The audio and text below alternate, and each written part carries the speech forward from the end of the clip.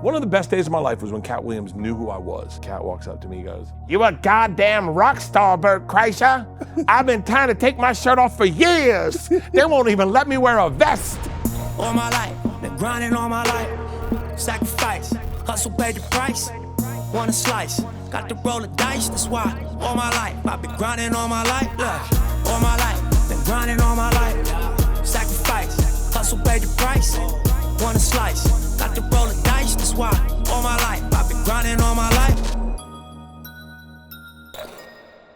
Hello, welcome to another episode of Club Shay Shay. I am your host, Shannon Sharpe. I'm also proud of Club Shay Shay. Stopping by for conversation and a drink today is one of the best storytellers of his generations, one of the top grossing stand-up comics in the business. He's performed to sold-out arenas around the globe, a world-renowned podcaster, a powerhouse entrepreneur who's built a media empire, a celebrated movie star, producer, actor, writer, host, content creator, a husband, and a dad, and he's a Florida State alum, one of the greatest partiers of all time, the machine, Bert Kreischer.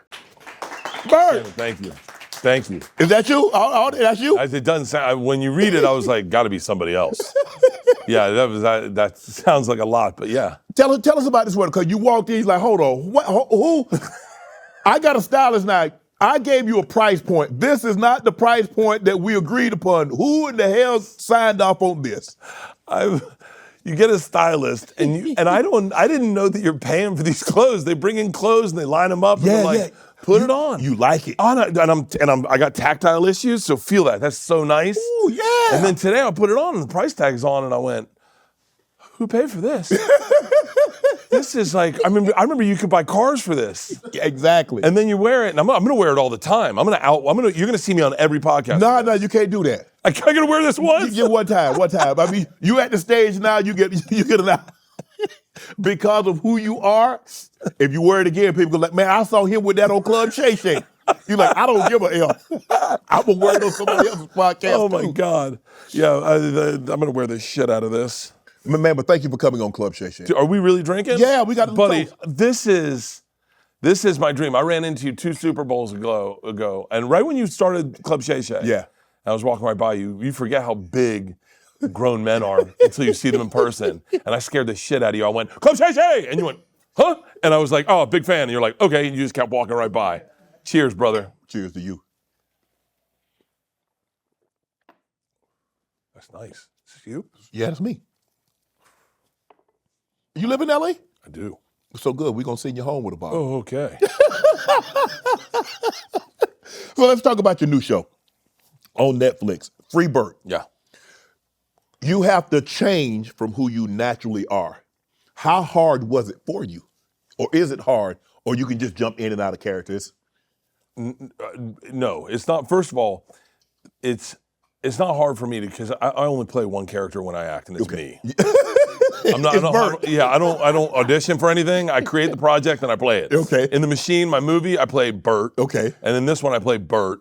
And they're all pulled. It's just like stand-up. It's pulled from my real life experience. I've always had an identity crisis because I do have this moniker and this lifestyle that kind of precedes me of like I party, I take my shirt off, I get wild. But then I am also a dad, and I'm a husband, and so when I was a young father, I was not successful, and we were one of the poor parents at the school. Okay. And you'd see parents that had like nice cars and nice watches, and they'd come in a suit, and I was in gym shorts and a cut-off sweatshirt with flip-flops, and I always had this like I never fit in. I'd see people. I mean, you've been making money for a long time. I'd go into people's houses and go, "How the hell do you afford this? Right. Like what's got to happen in my life for me to be able to buy a house?" And so that's this story, is this identity crisis that I had when I brought my girls into this new school, and I was trying to fit in, and when I try to fit in, I f up so bad. Like, so how have you changed over time? Has being Bert, has it allowed you, because you say you pull from your previous experiences, so you know what it's like to not have, to all of a sudden you know what it's like to have an abundance. Yeah. And so now, who is the real Bert Kreischer? I have no idea. I have zero idea. I'm going through identity. I'm always going through some sort of, I'm very introspective. I'm in therapy and I'm trying to figure things out. And one of the things that was hard for me, and I don't know if you felt this, But when you got to the NFL and you get your first big check, and then you watch the way people spend money, Yes. and you're like, well, I guess I'm supposed to spend it Spend like money that. like that. Mhm. And we all got rich at the same time, me and my friends. Okay. And you know who my friends are, and I watched them buy expensive cars and expensive watches and wear suits. They all started wearing suits, and then they invest in businesses. I have a buddy right now who has a croissant shop. Wow. What the fuck? He's a comedian. He has a croissant shop in Austin, Texas. He found a guy that makes croissants, moved him and his family to Austin to start a croissant shop. But then I watched them become entrepreneurs. Right. And I was just a guy who just wanted to make enough money to have a good house for his family. I'm usually jeans, flip-flops, and a t-shirt. And I had a hard time coming to terms with what, for lack of better words, what kind of millionaire I wanted to be. Because I really I didn't want for anything. I don't care about cars. I only started buying watches because my friends were buying watches. Right. So like It's addictive too.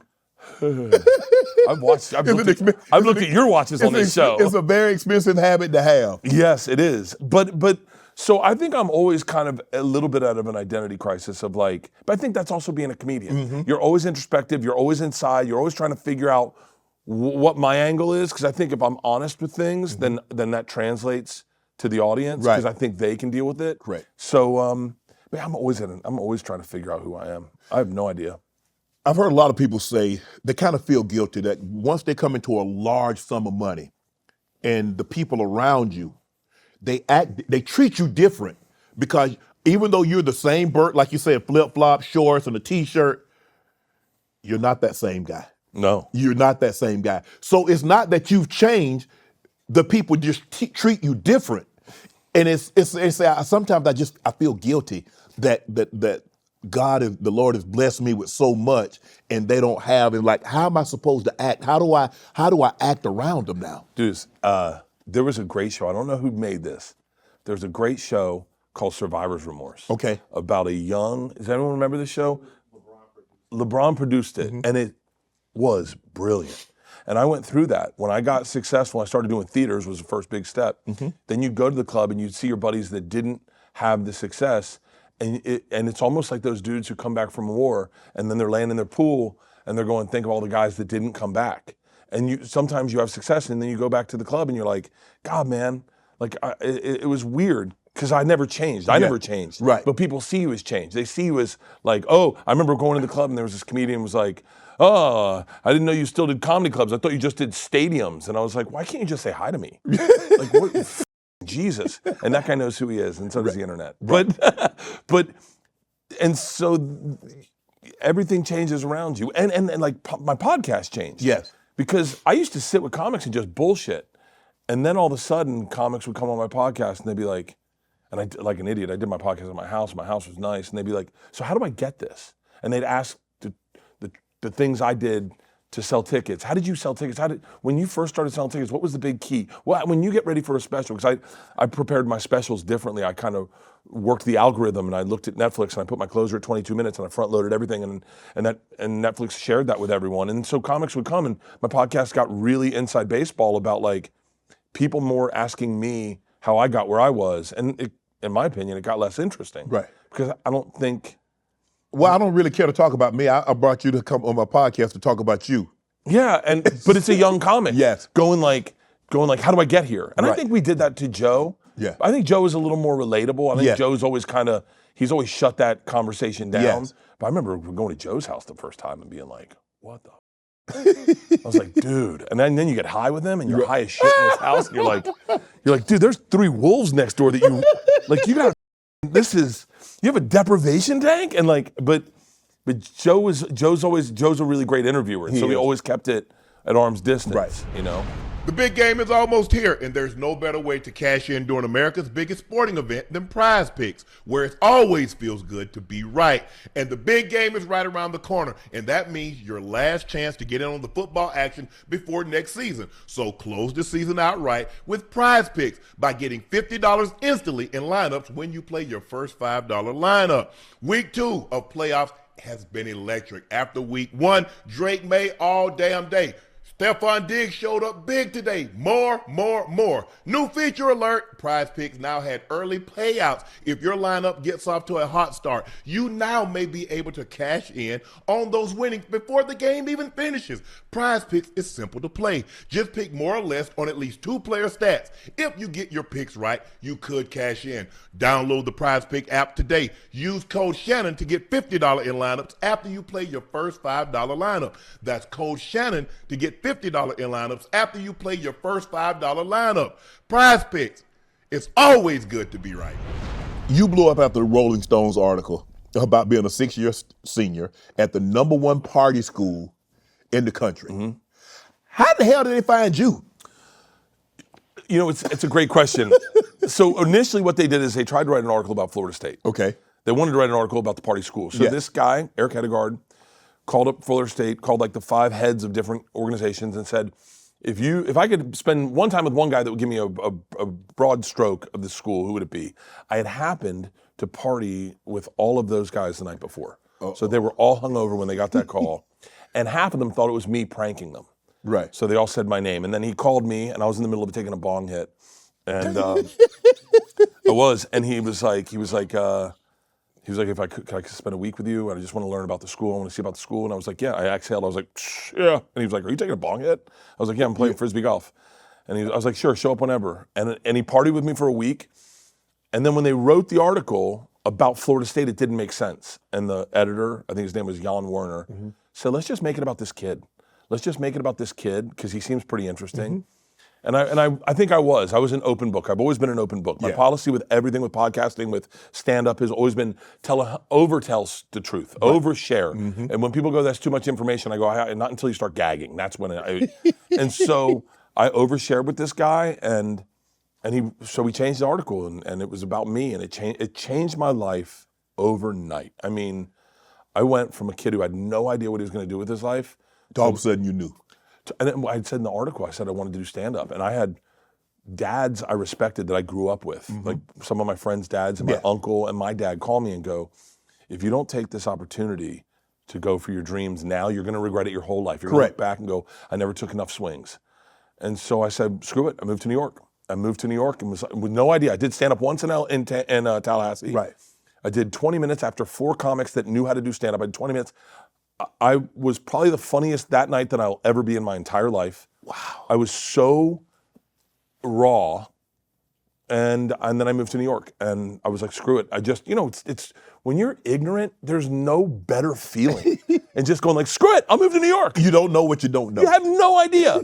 It's bliss, just going like, and then I moved to New York, and that's when the work started. Did Oprah reach out to you? Yeah, Oprah reached out. She reached out and wanted to have me, but she wanted to have my parents on the show too. And my parents were like, yes, but I was like, I don't think it's going to be a good interview. I don't think That was their time to shine. They wanted to shine. They wanted some spotlight. Oprah reached out and was like, we'd love to have you on, but we want your parents on. And my mom and dad would have totally done it and then just taken a bullet for me. Yeah. But it was, in hindsight, I look back and I'm like, I'm glad I didn't do it. Really? There's a lot I'm glad I didn't do in that time, and then kind of just focused and fell in love with stand-up and learned stand-up. Right. So a 6-year student, were you trying to be a professional student? What were your parents saying? Like, son, are you coming out of school? Are you going to graduate at any point in time? It's okay to leave. First of all, it was 6.5 years. And second of all, no, it was like state schools. It was a state school. It was like, what, $50 a credit? So what is it, like $700 for a semester? For a semester. Rent was $100. Right. I mean, we're talking, I'd get $20. I made like $20 I did safe escort where I walked chicks around campus. Right. And I was like rolling in cash. And I make $20 a night, I think, and I was rolling in cash. Life was so great back then. Yes. I mean, for like, it's so simple. For like $3,000, my semester was covered. Right. And that's generous. I mean, books, I didn't get books. What are you kidding? I'm not gonna get books. I'm barely going to classes. Yeah, I was just like, I'll figure it out. No one ever pushed me to go, what are you gonna do? And then the Rolling Stone article came out, and I was like, I'll just graduate. I literally was like, I'll just graduate this semester. And so I just graduated. I had enough credits. Had the article not come out, are you going to stay 7 years, maybe 7.5? If the article hadn't come out, I would have stayed. I definitely would have stayed another semester. Another semester. I was semester by semester. I mean, I would go a semester and then drop it halfway through. I'd be like, I got a head injury, drop it, and then but no, I would have stayed. I just would have kept staying, and I wonder what would have happened, like sliding doors, you know, and you think. Like if you hadn't had that one coach for you, or for me, that one Rolling Stone article, if that hadn't come out, I always think I'd probably be selling like boats in Orlando or like RVs in Ocala. Like something, a fun, a luxury item that brings fun. But I would have been a great salesman. What's your wildest story from Florida State, if you can remember it? Or are there too many to remember? I mean, Is there anything that you don't remember? No, I remember a lot. You know, it's so funny. I hope this comes out right. Before I got into this business, I wasn't a self-promoter. Okay. When I was at Florida State, the fun thing was when someone told a story about you and you kind of barely remembered it, like, oh yeah, and everyone laughed and they're like, dude, he's hysterical. Right.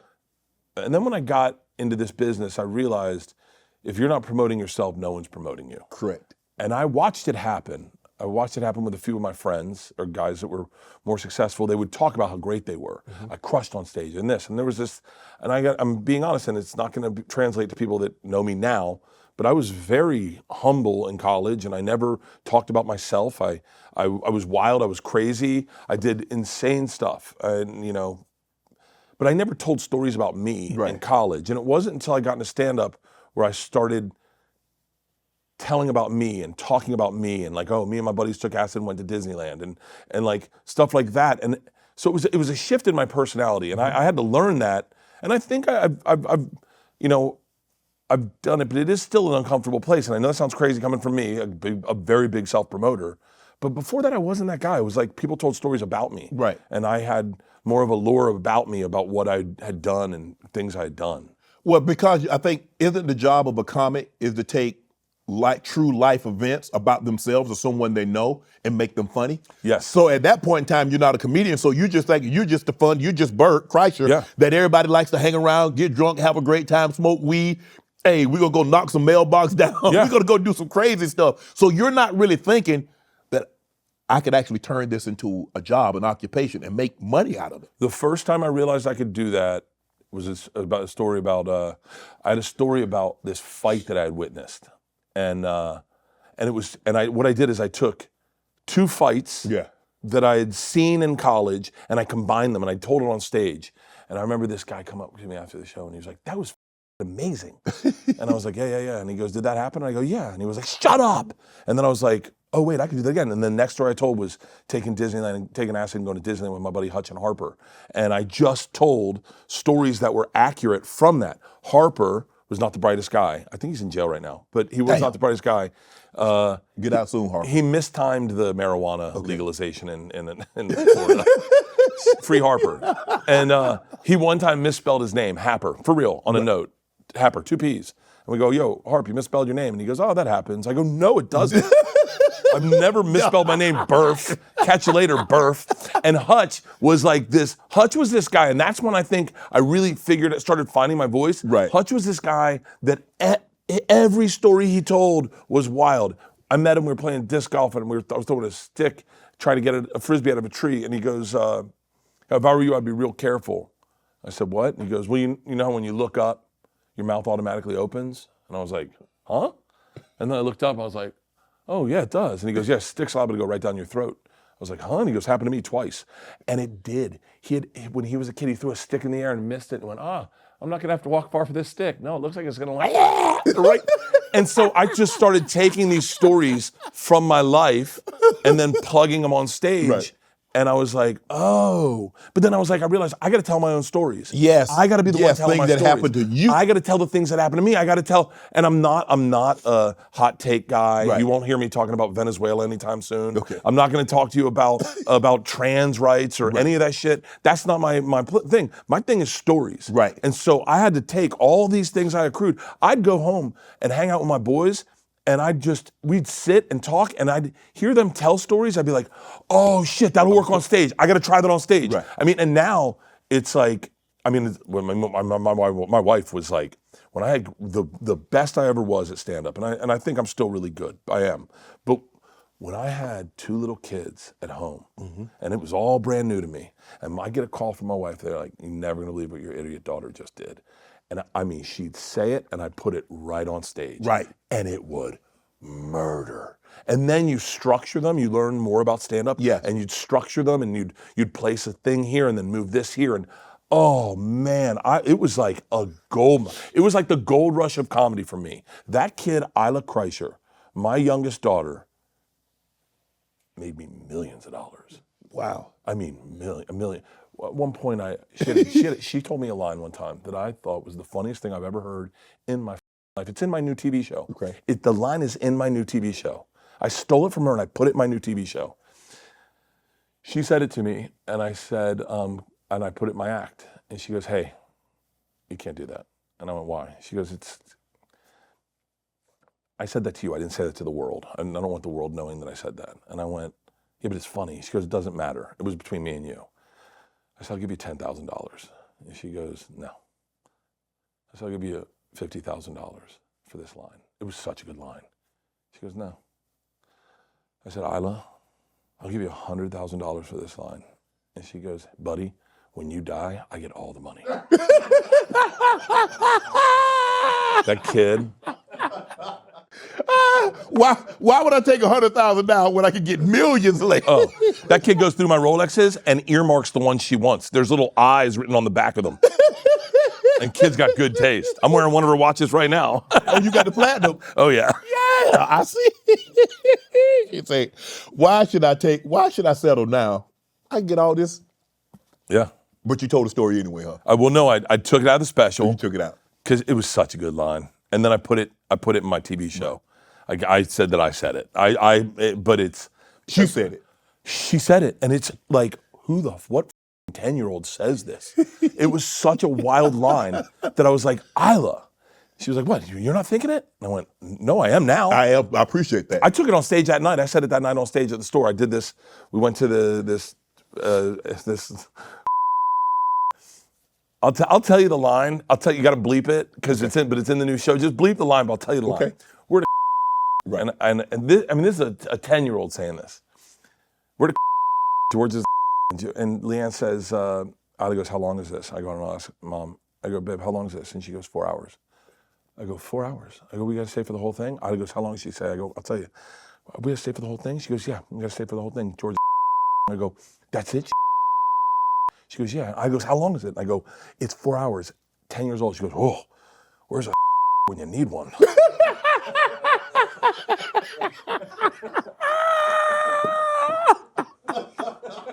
At 10?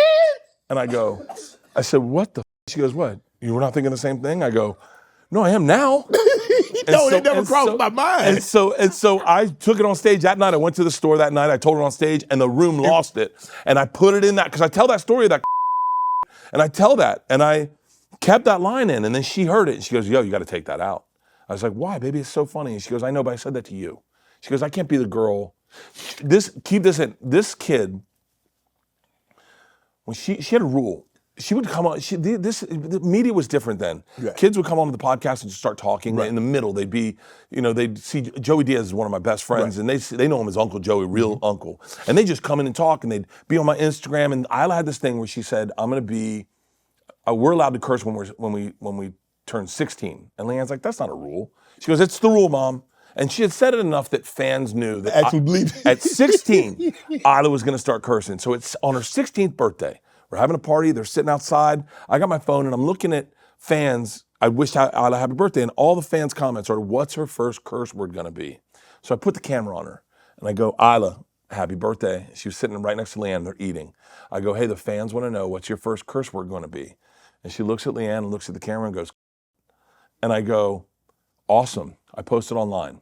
That night she wakes me up at like 2 a.m. She goes, take it offline. I said, what? She goes, take it offline. It's got 6 million views already. And I said, are you shitting me? She goes, Dad, I will not be the cunt girl for the rest of my life. Because that's all they would have done is like just taking the, absolutely. I mean, she got caught shooting dice at school one time. What? She got caught shooting dice at school, and Leanne called me. The principal called. Leanne had to go pick her up, and Leanne called on the podcast. She goes, "Yo, I'm going to pick your daughter up." I go, "I'm with Tom." I go, "Why?" And she goes, "Your daughter got caught shooting dice at school." And I mean, this kid was a gold mine for me. And what's even better is her older sister. I had a really smart British comic. I forget his name, but he's really smart. He reads a lot, and he goes, "Can I tell you about your daughters?" And I was like, "Yeah." And he goes, "Isla is your muse, but Georgia is your Jiminy Cricket." I don't know what the that means. But apparently Jiminy Cricket, I don't even know what that means. But like Georgia always was the one that would break down what I like Isla one time.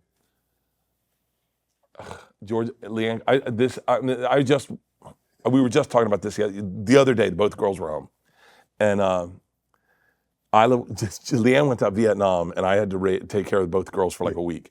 And Georgia had the sense of humor. She goes, "Yo, you gonna check to see what your youngest daughter made for lunch?" And I go, "Well, no, you guys take care of your own lunches." And she goes, "You may want to look." Now, Georgia's got the insight to see what's happening. Right. I go, "Isla, what did you make for lunch?" And she goes, "Bag of rice." I went, "What?" She goes, "Just bag of rice." And Georgia goes, "No, Dad." She steams it extra long and throws it in her backpack and doesn't eat it with a fork or knife, just eats it with her hands. And she goes, "Like she's building the railroads, Dad. Like, what the fuck?"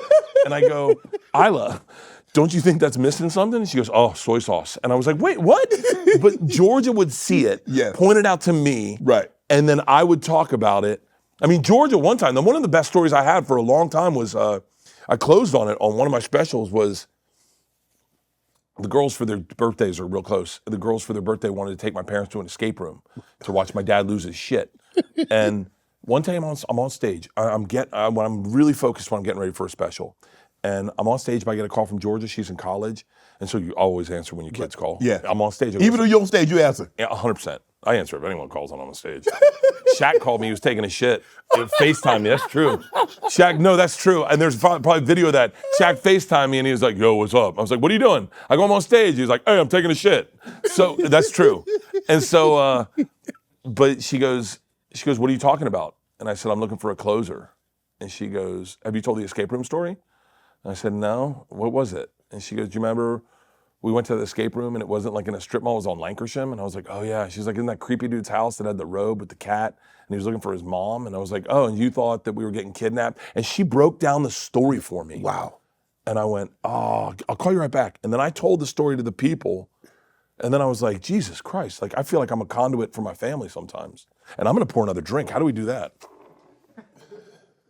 I'm having the greatest time of my life. Is it clear? Is that clear? Do you think your kids will ever follow in your footsteps? Never. Why not? They have no interest in celebrity. They have no interest in stand-up. They've seen how the sausage is made. Yeah. And so, you know, they're for lack of better words, they're I say uncles. I wouldn't say it's uncles. It's not that close, right? But they toured with me on Fully Loaded. And so like guys like Stavi and Mark Norman and Shane Gillis and Joey Diaz and Sal Volcano and all the guys that Whitney and Nikki are like genuine aunts to them. Right. And they know them intimately and they see our lifestyle. We were on tour one time. It's me, Gillis, Mark Norman, Big J. Okerson, Whitney, Andrew Santino, Stavi, and we're all sitting at the table. Right. You know, when you do arenas, you cater, you get catering there. So you go, we're sitting at a table, it's like a lunch table, and we're all eating breakfast. My daughters are there, and we have the funniest comedians in the world, at 10 a.m., drinking coffee, busting balls, telling stories, and we are crying laughing. We're crying laughing. And then we're about to take mushrooms and smoke weed and get in inner tubes and float a river in Boise before the show that night that's sold out in an arena. Right. And my daughter Georgia, everyone's like, "All right, let's get our bathing suits on. Let's go." "All right, we're going." And I was like, "I'm gonna finish up. I'll meet you guys out there." And my daughter Georgia doesn't leave, and she's sitting at the table like this. Like, I go, "What's up?" She was like, "That was incredible." I go, "What?" She goes, "I've never laughed that hard in my life." And I go, "Well, you got to remember, my friends are the funniest human beings in the world.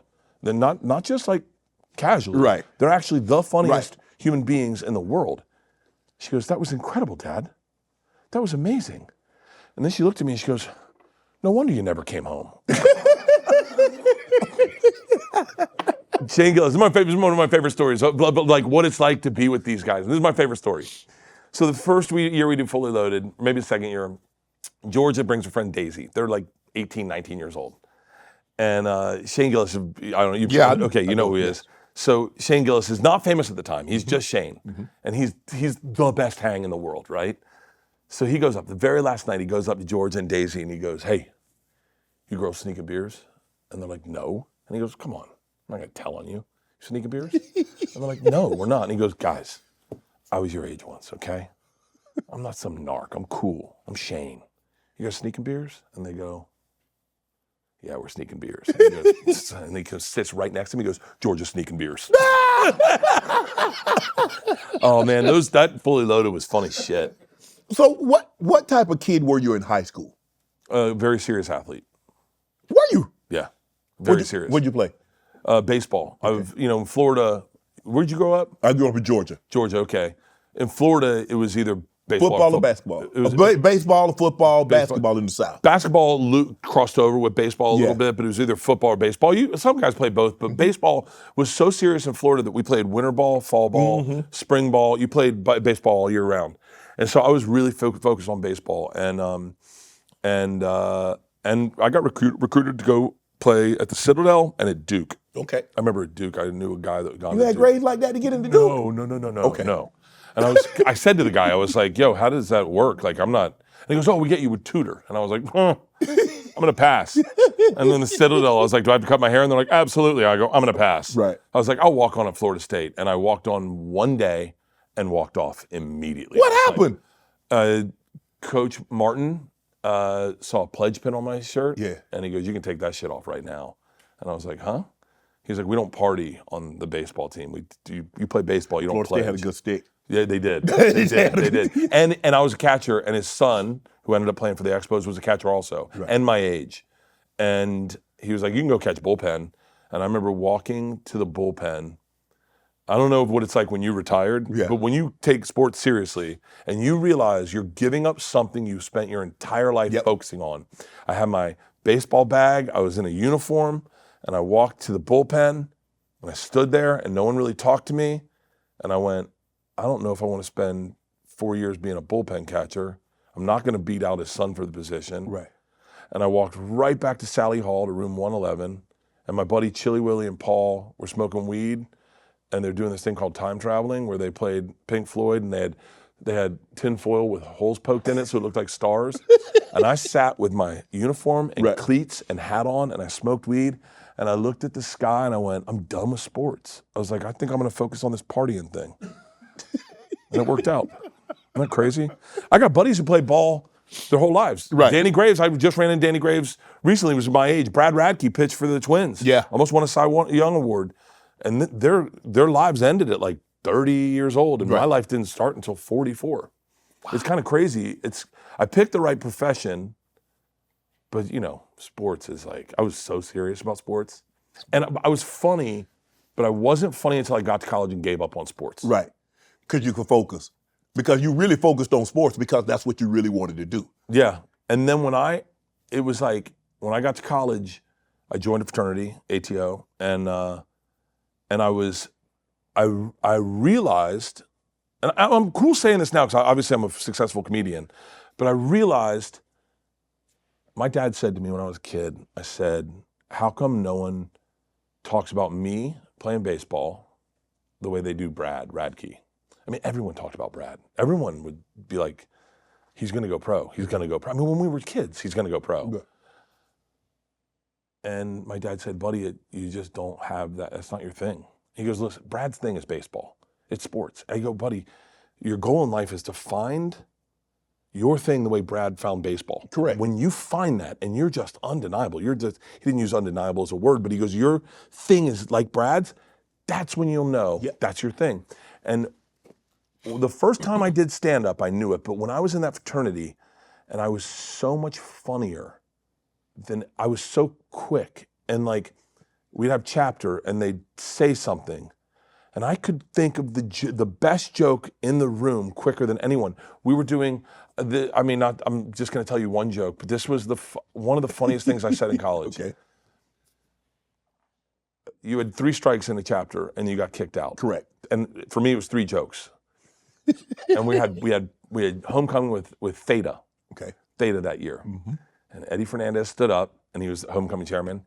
He goes, guys, it's time to talk about homecoming. And I made a joke about Theta. And everyone laughed. Yeah. And our president goes, hey, it's 1 strike. I went, okay.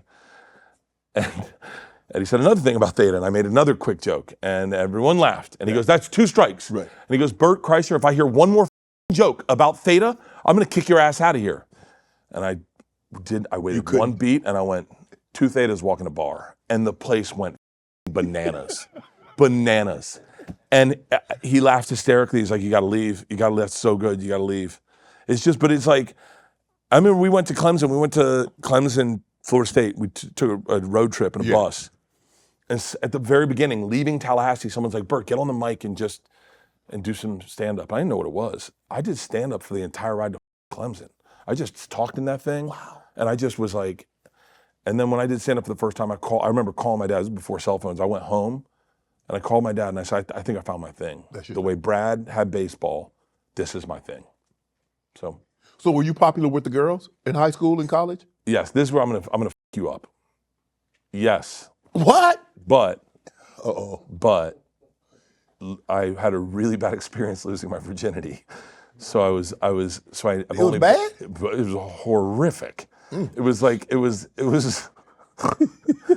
I mean, I couldn't get the condom on, and then when I finally got it on, I got on top of her, and then I had my pants around my ankles, my shoes on, my baseball jacket still on. I think I had a hat on. Damn! I mean, it was like, and she was totally naked. It was like just so bad. And then I got on top of her. This is real time. I go 1, right? And as I pull out, it's over. It's over. I'm done. And I look at her, and she goes, "Are you gonna put it in?" And I went, "Huh?" And I looked down, and my between her butt cheek and the bed. I didn't even a person. I didn't even a person.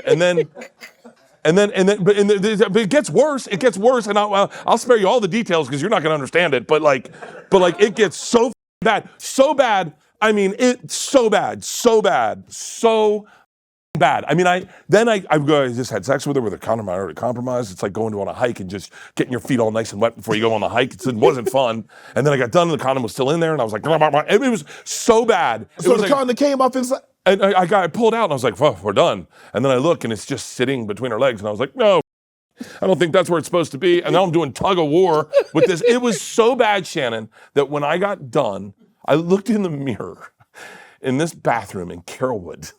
I looked in the mirror and I went, I don't even know who the you are. I was 17 years old. I was like, this isn't what was supposed to happen.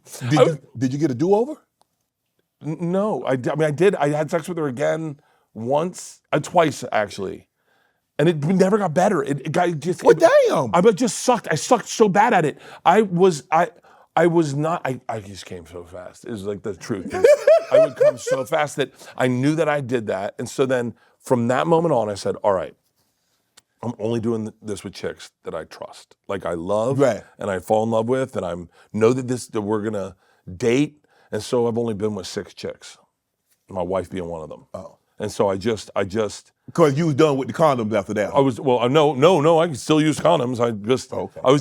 I was like, I'm not a one night stand guy. Oh. I'm not, I'm just not. And I'm not built for it. Like I remember being 17 and I was laying in bed. I had dudes who would have sex and then like no condom and just be like, yeah, and high five each other. That was awesome.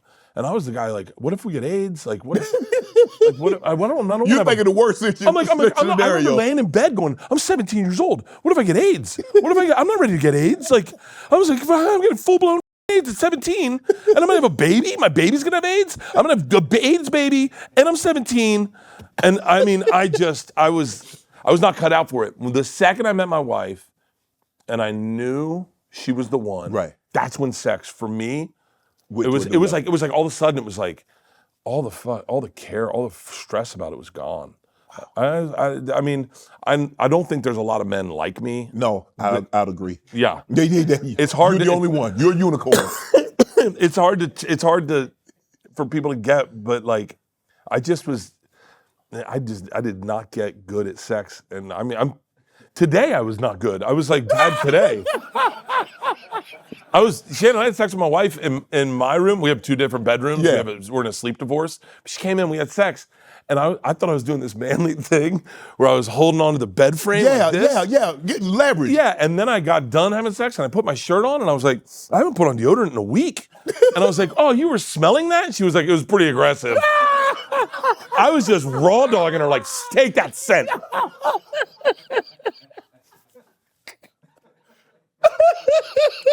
If my sex tape ever comes out, I mean, I was in a 3-way this weekend on Oculus. Have you been on Oculus? Yes.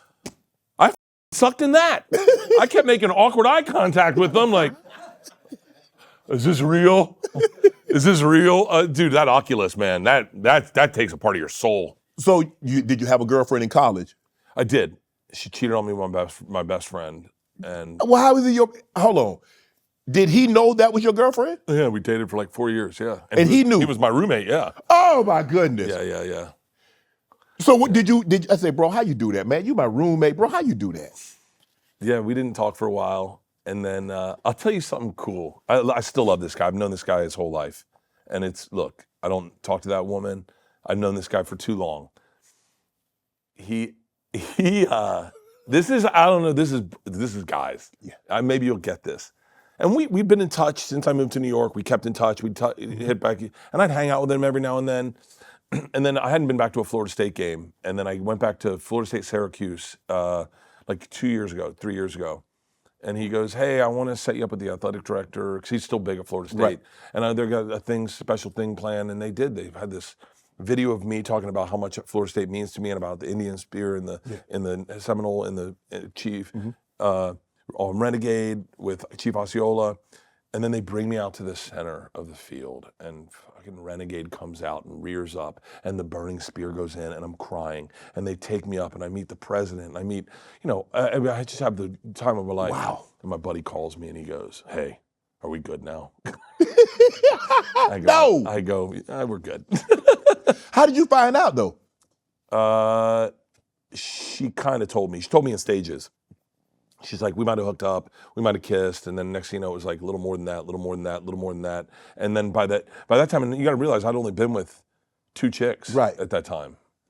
The first girl and her. Right. And I'm certain you've probably never been the word as a cuckold, but it is an embarrassing feeling to be cheated on and everyone know about it. But you. But me, and everyone knew about it. It happened all summer, and everyone knew about it. And ain't nobody hold on. No one told me. How many friends you have? Did you have any friends? Clearly, they're not as close as you thought they were. A childhood friend, a guy I grew up with, I've known since I was like probably 4 years old, Pat Fagan, found out about it and said, if you guys don't tell him, I'm telling him. But everyone kind of knew about it, and I didn't know about it. As a matter of fact, on that trip to Clemson that I'm telling you about, I found out the weekend after. The weekend after that trip, or the Monday when we came home, I found out that Monday.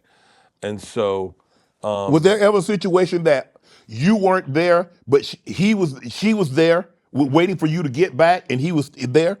I'm certain. I mean, it's like, it's so devastating to be cheated on and to have a community know about it and you not know about it, that it really kind of, it's defining. It's traumatic. It's they say, what is it? Rejection from your peers is worse than death. And then you just you had to reassess your friends. You had to reassess who you loved and who you didn't love and who you cared about and who you didn't trust anymore. And then they have friends and you don't have those friends anymore. Right. And so I got beat up by a friend too one time, and that same thing happened where it's like you pick sides. And by the way, I'm certain you've never been beaten up, but like getting beaten up is like you got beat up. I've been beaten up a couple. So you got your girl took, and you got beat up. A couple years later, it was a different guy. It was a different guy. I made good friends. Did it hurt, Bert? Did it hurt more because it was a friend? Yes. Because as opposed to someone you don't know and it happened, but the mere fact that he knew that you were seeing her. She knew that that was your roommate, Yeah. and they still like had blatant disregard for your feelings. Yeah. Oh, it was devastating. It was devastating. It was devastating. And you know what's very interesting about this story is I had just come back from Russia, which is probably my most famous story about getting involved with the Russian mafia. So a lot of people are always like, they go, hey, you went to college with Bert. Did I ever tell you that story? And like I said, I wasn't a big self-promoter in college. Right. But more importantly, when I got back from Russia, my reality was that I had been cheated on. Mm-hmm. So I wasn't telling anyone about my trip. I was like, yo, I'm devastated. I remember my buddy Mike Osborne, this is when my drinking really ramped up too. My buddy Mike Osborne, God bless bros. He gets in his car with me and he goes, I don't know what to tell you, man. This sucks. And I was like, yeah. And he goes, I can tell you this though, if we get a 12-pack, 4 beers in, it's gonna feel better. And I was like, let's do it. And we got a 12-pack, we went over to Clint Munn's house and we drank 12 beers and both between us. And at 6 beers, I go, I don't feel that bad anymore. Right. And he goes, well, then we'll do it tomorrow night.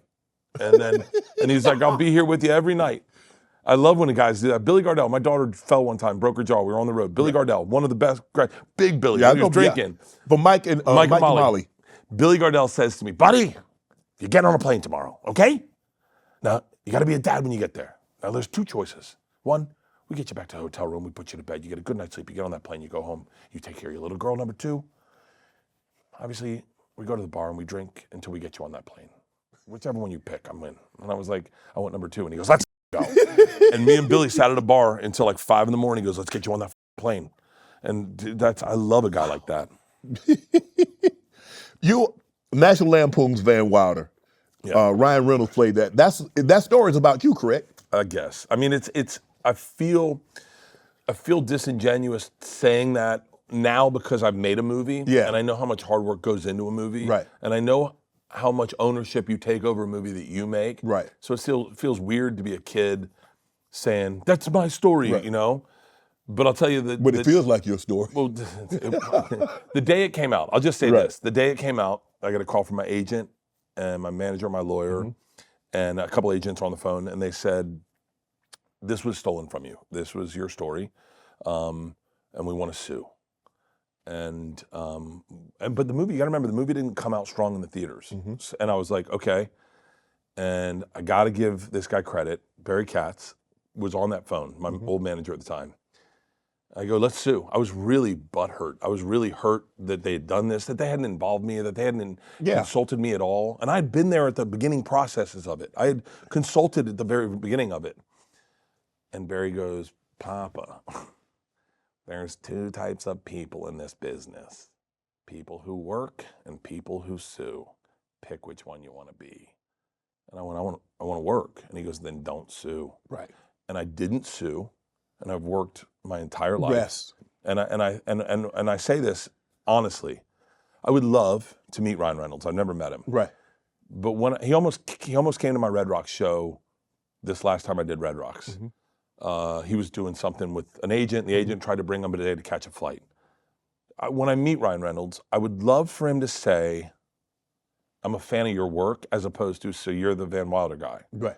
I would like the Van Wilder thing to be a footnote in a career that I've made for myself. Right. And I think, because you're much more than that. I think so. Yes, so that's why it feels weird talking about it now. But yeah, I mean, thank God I never was a part of it, because that would have been my pony. Yep. You know? I love that. You want to work or you want to sue? It was, dude.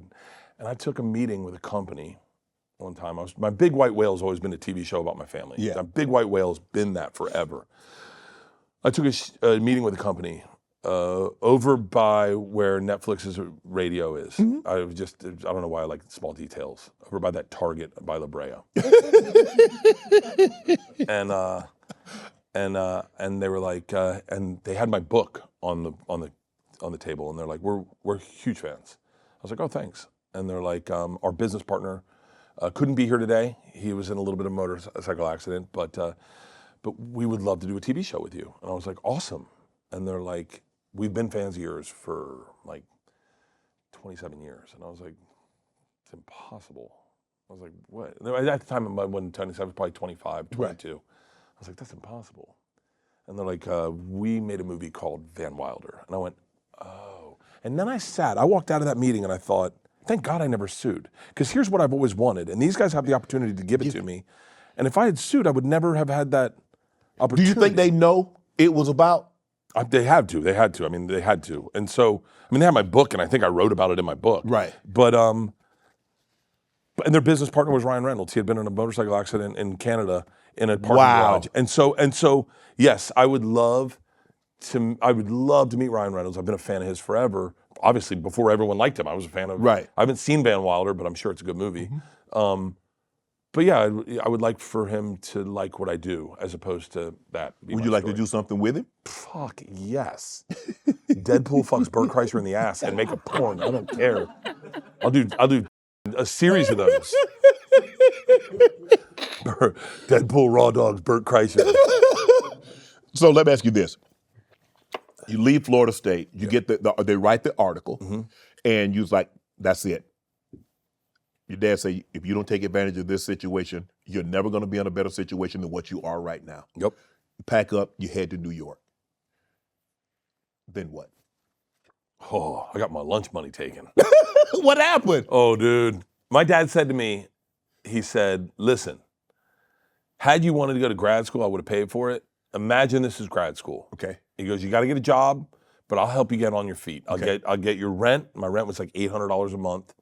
He goes, I'll get your rent. You got to get a job, and you got to focus on stand-up. I mean, this gets a little like deep. Yeah. So I'm like, yeah, whatever. I'll go to New York. I'll party. Like, it's gonna happen. It happened once. It's gonna happen again.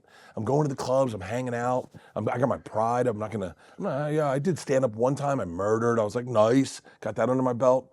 And then on my 26th birthday, I partied that night. I'm sleeping on a couch in my own apartment. It's hot. And I get a phone call from my dad. And I go, hello. And he was like, I was like, it's my birthday. I'll just let him say happy birthday to me real quick. Hang up. I'm hungover. I go, hey, what's up? And he was like, you are a tremendous piece of shit.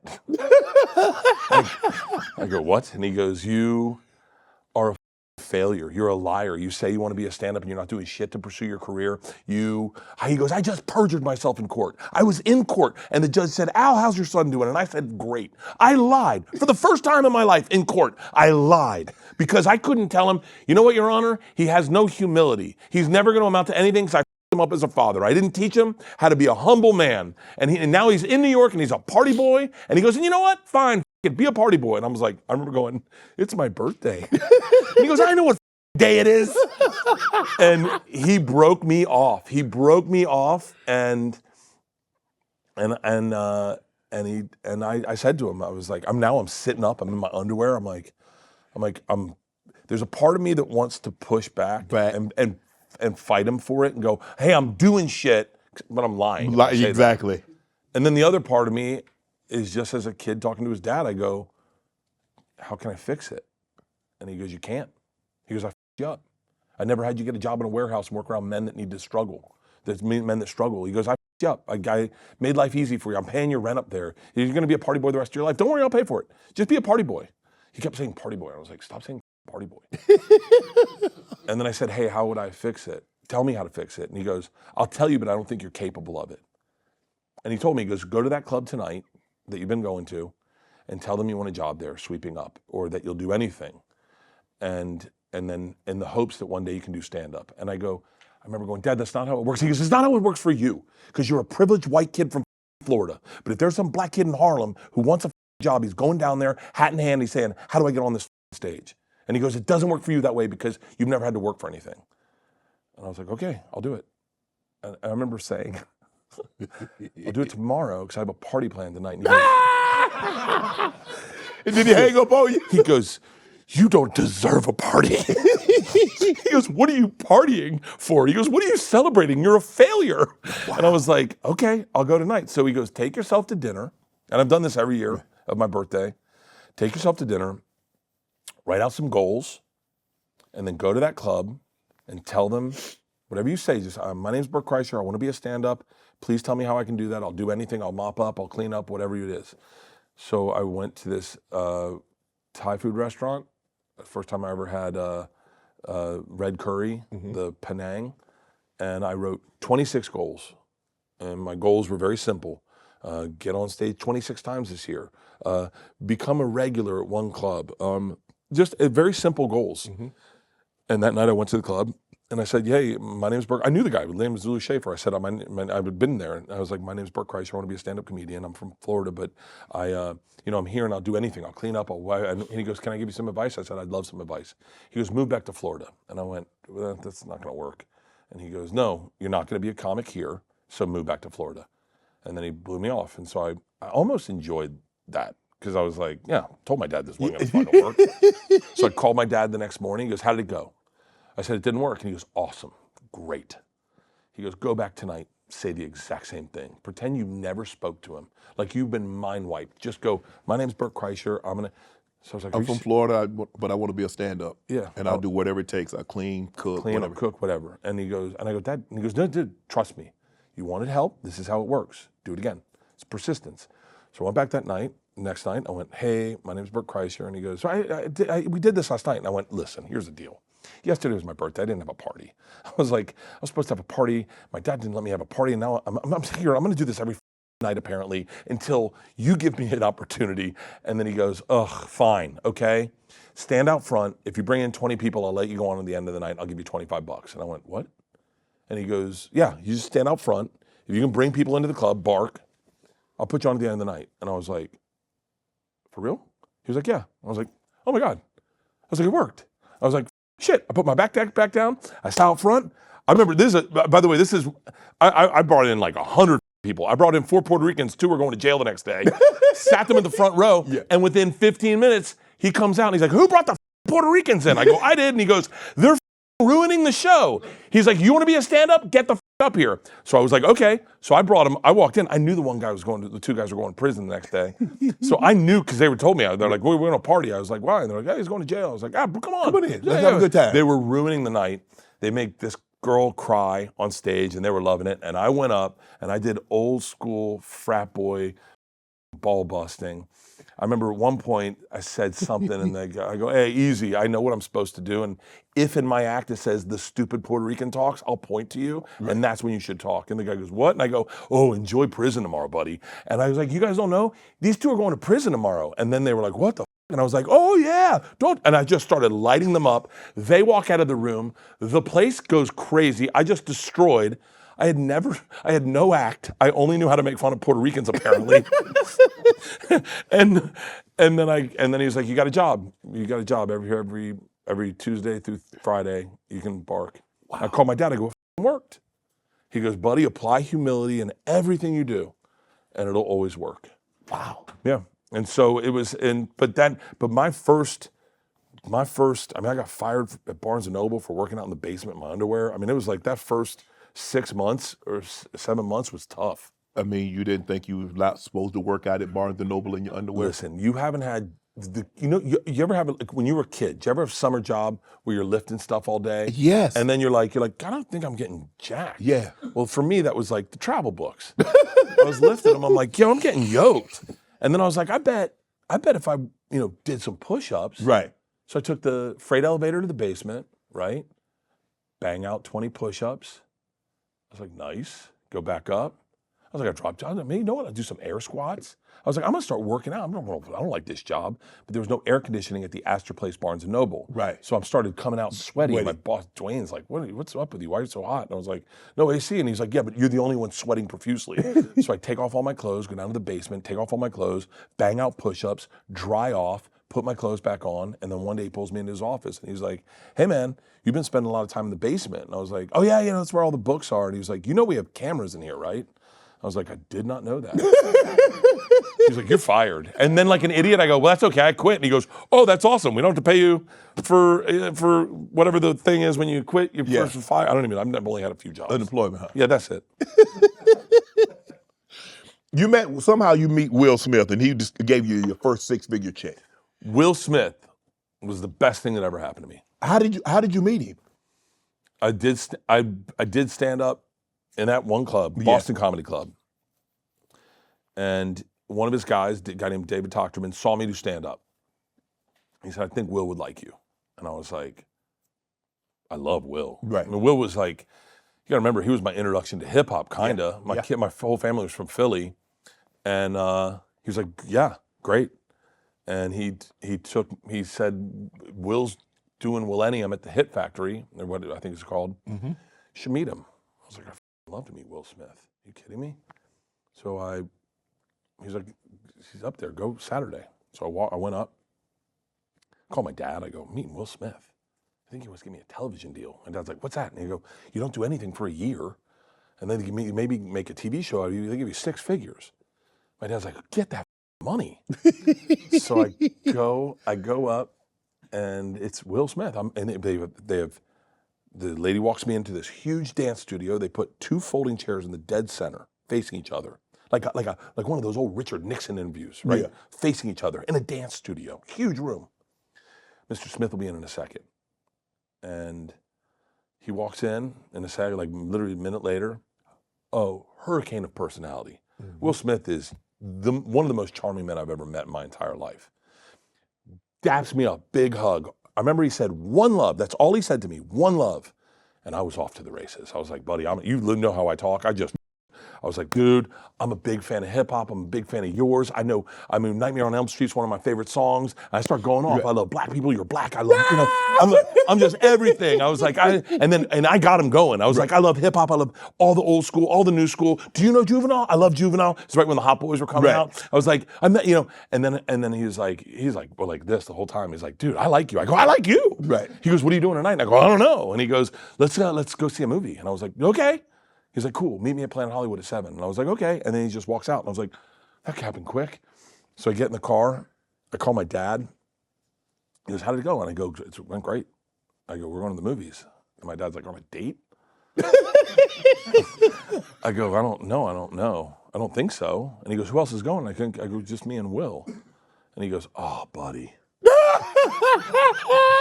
Your dad old school from Florida. He goes, I think he's going to you. I said, what? He goes, it's very popular in Hollywood. These guys get so tired of that the only thing that turns them on is to young dudes. I was like, what? And he goes, yeah, dude, I've heard about it. It's a casting couch. It's what they do. And I go, no, Dad, that's impossible. We just spent like an hour in a dance studio. It's a dance studio. I go, no, I'm gonna go, Dad, trust me. He goes, buddy, what's more likely, okay? He goes, listen to me. The fact that you're so talented that after 6 months of doing stand-up, the biggest movie star in the world wants to make a TV show about you, or that he's tired of and he wants to you. I was like, oh, I'm getting I go, what do I do? And he goes, hey, buddy, eat shit and cash checks. You show up. He goes, you show the up. So he goes, just listen. He goes, my only son, I want to prepare you for what's going to happen. Yeah. So I show up to Planet Hollywood. Even when I get there, I go, Planet Hollywood, this seems like a weird place to watch a movie. I get there and I go, is Will Smith here? She was like, yeah, in the back. I was like, oh, it's a mannequin of him. I go, no, the real Will Smith. She looks at me and she goes, celebrities don't hang out at Planet Hollywood. And I was like, I'm supposed to see a movie with him here? She was like, we don't have a movie theater. And I was like, okay, hold on. Now I'm getting punked. I was like, all right, can I wait? And she's like, yeah, wait. So I just sit in the lobby of Planet Hollywood, the little waiting room. All of a sudden, door opens to my left, and there's a 6'7" black man who sticks his head out, and he goes, you Bert? I go, yeah. And he goes, I'm Charlie Mack, downstairs. Yeah. I go, what? And he goes, downstairs. I'm like, oh my God, I gotta this guy too. I was like, this is gonna be a rough night. Like, I walk downstairs, and there are 10 black men sitting in a room probably half the size of this. Right. With a velvet curtain around the whole room and a folding table in the center of it. Right. And I walk in and I go, oh my God, I gotta all these dudes. And Charlie Mack, I'm sure he's bringing Jazzy Jeff. That's 13 black dudes. And I don't say a word. I just post up against the wall and I don't make eye contact. And literally 2 minutes later, Will Smith comes in with, I swear to God, Jazzy Jeff. And he goes, yo, Bert. And I was like, what's up? And he's like, yo, what do you think? And I was like, this is gonna be a long night, is what I think. And he's like, guys, this is Bert. This is the guy I was telling you about. Who's ready? And the curtains pull back, and it's a private screening room. And he goes, Bert, grab us 2 seats. I'm gonna get us drinks. Do you like Long Island iced teas? I was like, I love them. He grabbed us 2 Long Island iced teas. I sat next to Will Smith and Jazzy Jeff. and we watched American Pie, and I think he just wanted to see where I laughed and what I found funny, and and then at the end we had fried shrimp. I remember the night very vividly, and at the very end of the night, he goes, at the end of the screening, he goes, "What did you think?" I said, "It's a good movie." He goes, "No, about the room." I said, "It's beautiful." And he goes, "No, about the men in the room." I was like, they're black? And he goes, "No." He said, "Buddy, you said you were a hip hop fan. Look around the room. That's Kool Moe Dee. That's Biz Markie. That's Big Daddy Kane. I brought all the legends so you could meet them." And I was like, I could have Kool Moe Dee? Oh my God. And he did. And I just sat around this room with these legends. I was like, holy shit, because he found out. And so he invited them all to go see what's it called. And then he goes, "We're gonna see a movie tomorrow night?" And I was like, "Yeah." And I stood him up. I was like, "I gotta wait once. I'm not gonna wait twice." Yeah, but he was great. He taught me how to sell a show. He taught me how to sell a TV show. He was the kindest guy in the world. And I had a movie pitch at one point that was very similar to the movie Get Him to the Greek, but with hip hop, because I've always been into hip hop. And Will called me. I was freshly married, and he called me and he goes, "Yo, it's Will. What are you doing pitching a movie without me?" And I was like, "I don't know." And he was like, "You call me, man. We're friends." So I love Will. I'm a ride or die for Will. Wow. Yeah, I love Will. I love Will. What did he tell you about Hollywood? He told me be myself. He told me be myself, but it's interesting. It's interesting that you asked that question because he told me that at a urinal. We were at ABC, Jamie Tarsis, who I think's passed away. She was running ABC at the time. And me and Will had driven over the hills, and I had had a big gulp with Diet Mountain Dew. And I had to piss so bad. And I kind of wanted to get my head straight. There was a lot of energy walking in with a celebrity like that. And I said, I'm gonna go to the bathroom real quick. And Will Smith says, "I'll go with you." And I was like, okay. And so we went into the bathroom and I picked the urinal to the right, and then Will got to the urinal right next to me. And he goes, "Hey, can I give you the key thing you need to know about Hollywood?" And I said, "Yeah." And then I heard him start pissing, and his flow was so strong that it intimidated me. I was like, he must have a hog. I mean, it was like a fire hose. Like, I heard German shepherds barking. It was like, and I couldn't piss. I got gun shy, and I was so focused on trying to pee that I heard nothing he said. I heard nothing. He's like giving me the keys to Hollywood. And then finally I said to myself, if I'm gonna sell a TV show next to this man, I gotta be able to piss next to this man. And I pushed so hard and I started peeing. And then he looks at me and he goes, and the last thing you need to know is just be yourself. And I went, that's the only thing I heard. So that was my one takeaway. That was the one thing you heard. The one thing I heard was just be yourself. And so that's all I've ever done is try to be myself. When you were in college, one of your best stories that you told was being a part of the Russian mafia as a college student. How did you come up with that? I did it. I don't know. Like when you talk about being on the Ravens, how did you come up with that? I did it. Yeah, I mean, I did it. So how did you get involved in that? Oh, let's top it off. What are we doing? Damn, bro. You know, one of us go. I love the pours you give. Jesus. What is this? This is really good. This is whiskey? This is a cognac. No, it's not. Yes, it is. I only had cognac one time in my life. 2 times in my life. Yeah. 2 times in my life. Yes. One time, it was at the Russian ballet with Igor the gangster. It was all they sold was cognac. Yes. And I swear to God, and he gave it to me. And I love drinking. Yeah. And I love, if there's something I don't want to do, yeah, drinking can get me through it. Right. And he brought us 8 baby bottles of cognac for the Russian ballet. They normally do vodka though. It was all they had was cognac. Okay.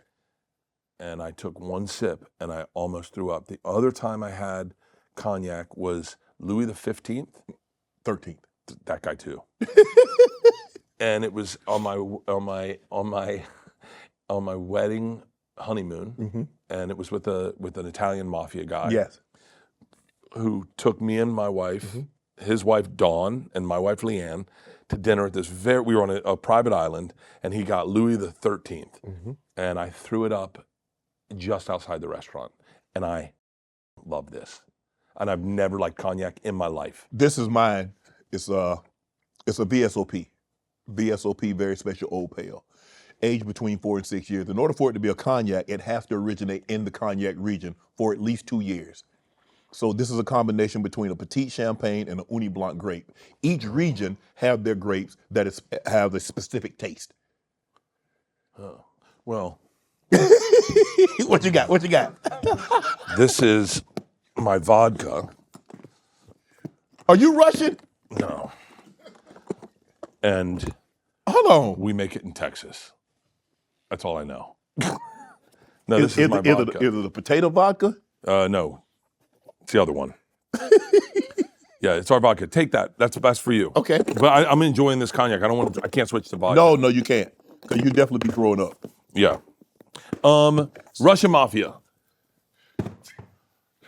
So, in all honesty, like I said, Because you know when you tell the story, people they didn't believe you. No one believes any of my stories.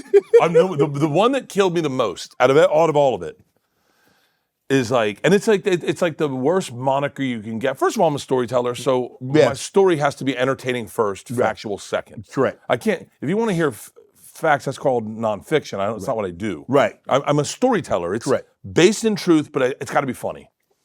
The one that killed me the hardest was the Tracy Morgan story, which is the best story I think ever. Okay. And it's the first time I met Tracy Morgan, and I told that, and it drama arose around it. But Tracy heard it, and he didn't remember it, and he said that never happened, and that bummed me out so much. And then one day recently, I got a FaceTime from Tracy Morgan, and he was like, I heard you have a story about me. I said, I do. He said, I'd like to hear that story. I was like, okay. And so I flew to New York. You couldn't tell him over FaceTime? No, listen. You want to hear a story, I'll fly to you. If it's Tracy fucking Morgan, dude, listen, goats are goats, right? Yes. No shade on any comic. Chris Rock has to understand this. He's a brilliant comic. He's the reason I got into stand-up. That Bring the Pain is the best special I've ever seen in my entire life to date. And I know that Chappelle's are just getting better, but I mean, Bring the Pain, Tracy Morgan's on a different level. Mm-hmm. Tracy Morgan is funny 100% of the time and 100% of the things he does. He can make eating crackers funny. I watched the man eat Chick-fil-A, and he had me rolling. I mean, the guy is he is comedy incarnate. Okay. So the fact that I had any kind of beef or any tension with Tracy Morgan broke my heart. I'm such a fan of his. So when he says to me, I'd like to hear that story, I said, I'll fly to New York, I'll tell it to you. So I flew to New York. I sat down with him. I told him the story. He remembered. He corrected me on a couple parts of it. We laughed hysterically. And he looked at me. He goes, "You have my permission to tell that story." And I went, "That was like, wow." Oh, it was like the greatest. It's the greatest feeling I've ever had. I was with my buddy Ari Shaffir. Had helped set that meeting up. Right. And even Ari and I, when we went out and started drinking immediately, it was like 11 o'clock in the afternoon. We went out drinking and we're like, can you believe that just happened? Wow. And he's like, so many people thought you made that up. And I could never make it up. It's too funny. Mm-hmm. It's Tracy. He is just, anything around him is hysterical. But people always thought the Russian mafia one just made it up. But by the way, off to the side, if I do make these up, then just maybe I'm a masterful storyteller. Right. But I didn't. Right. Like that's the sadness of me is you already heard it. I'm pulling from, I barely recognize. From previous experience. Yeah, and so I was doing Loveline with Dr. Drew, probably 17 years ago, Mm-hmm. and someone called up, one of the callers, and they're like, hey, caller, you have any questions? And they're like, no, Bert, why don't you tell the story about the time you robbed your friends on a train in Russia? And I was like, oh, shit. I was like, yeah. Really? And Drew's like, what? I was like, yeah, I robbed the train with the Russian mafia. And he was like, wait, what? And I told the story for the very first time there on Loveline. Probably the purest that story is. You're ever going to hear that story? That's bare bones of my memory. Wow. And Dr. Drew said to me, this is your story. This is your movie. And he asked me to come back the next night. And the next night I came back on Loveline again. This is when Loveline was like on the charts. It was crazy. And he said, tell the story one more time. And I told it again that night. And then I told it like Elliot in the Morning. I told it on Cowhead. I told it on I told on a couple places that like my friends were, where it was like a safe place. And then I did Rogan for the first time.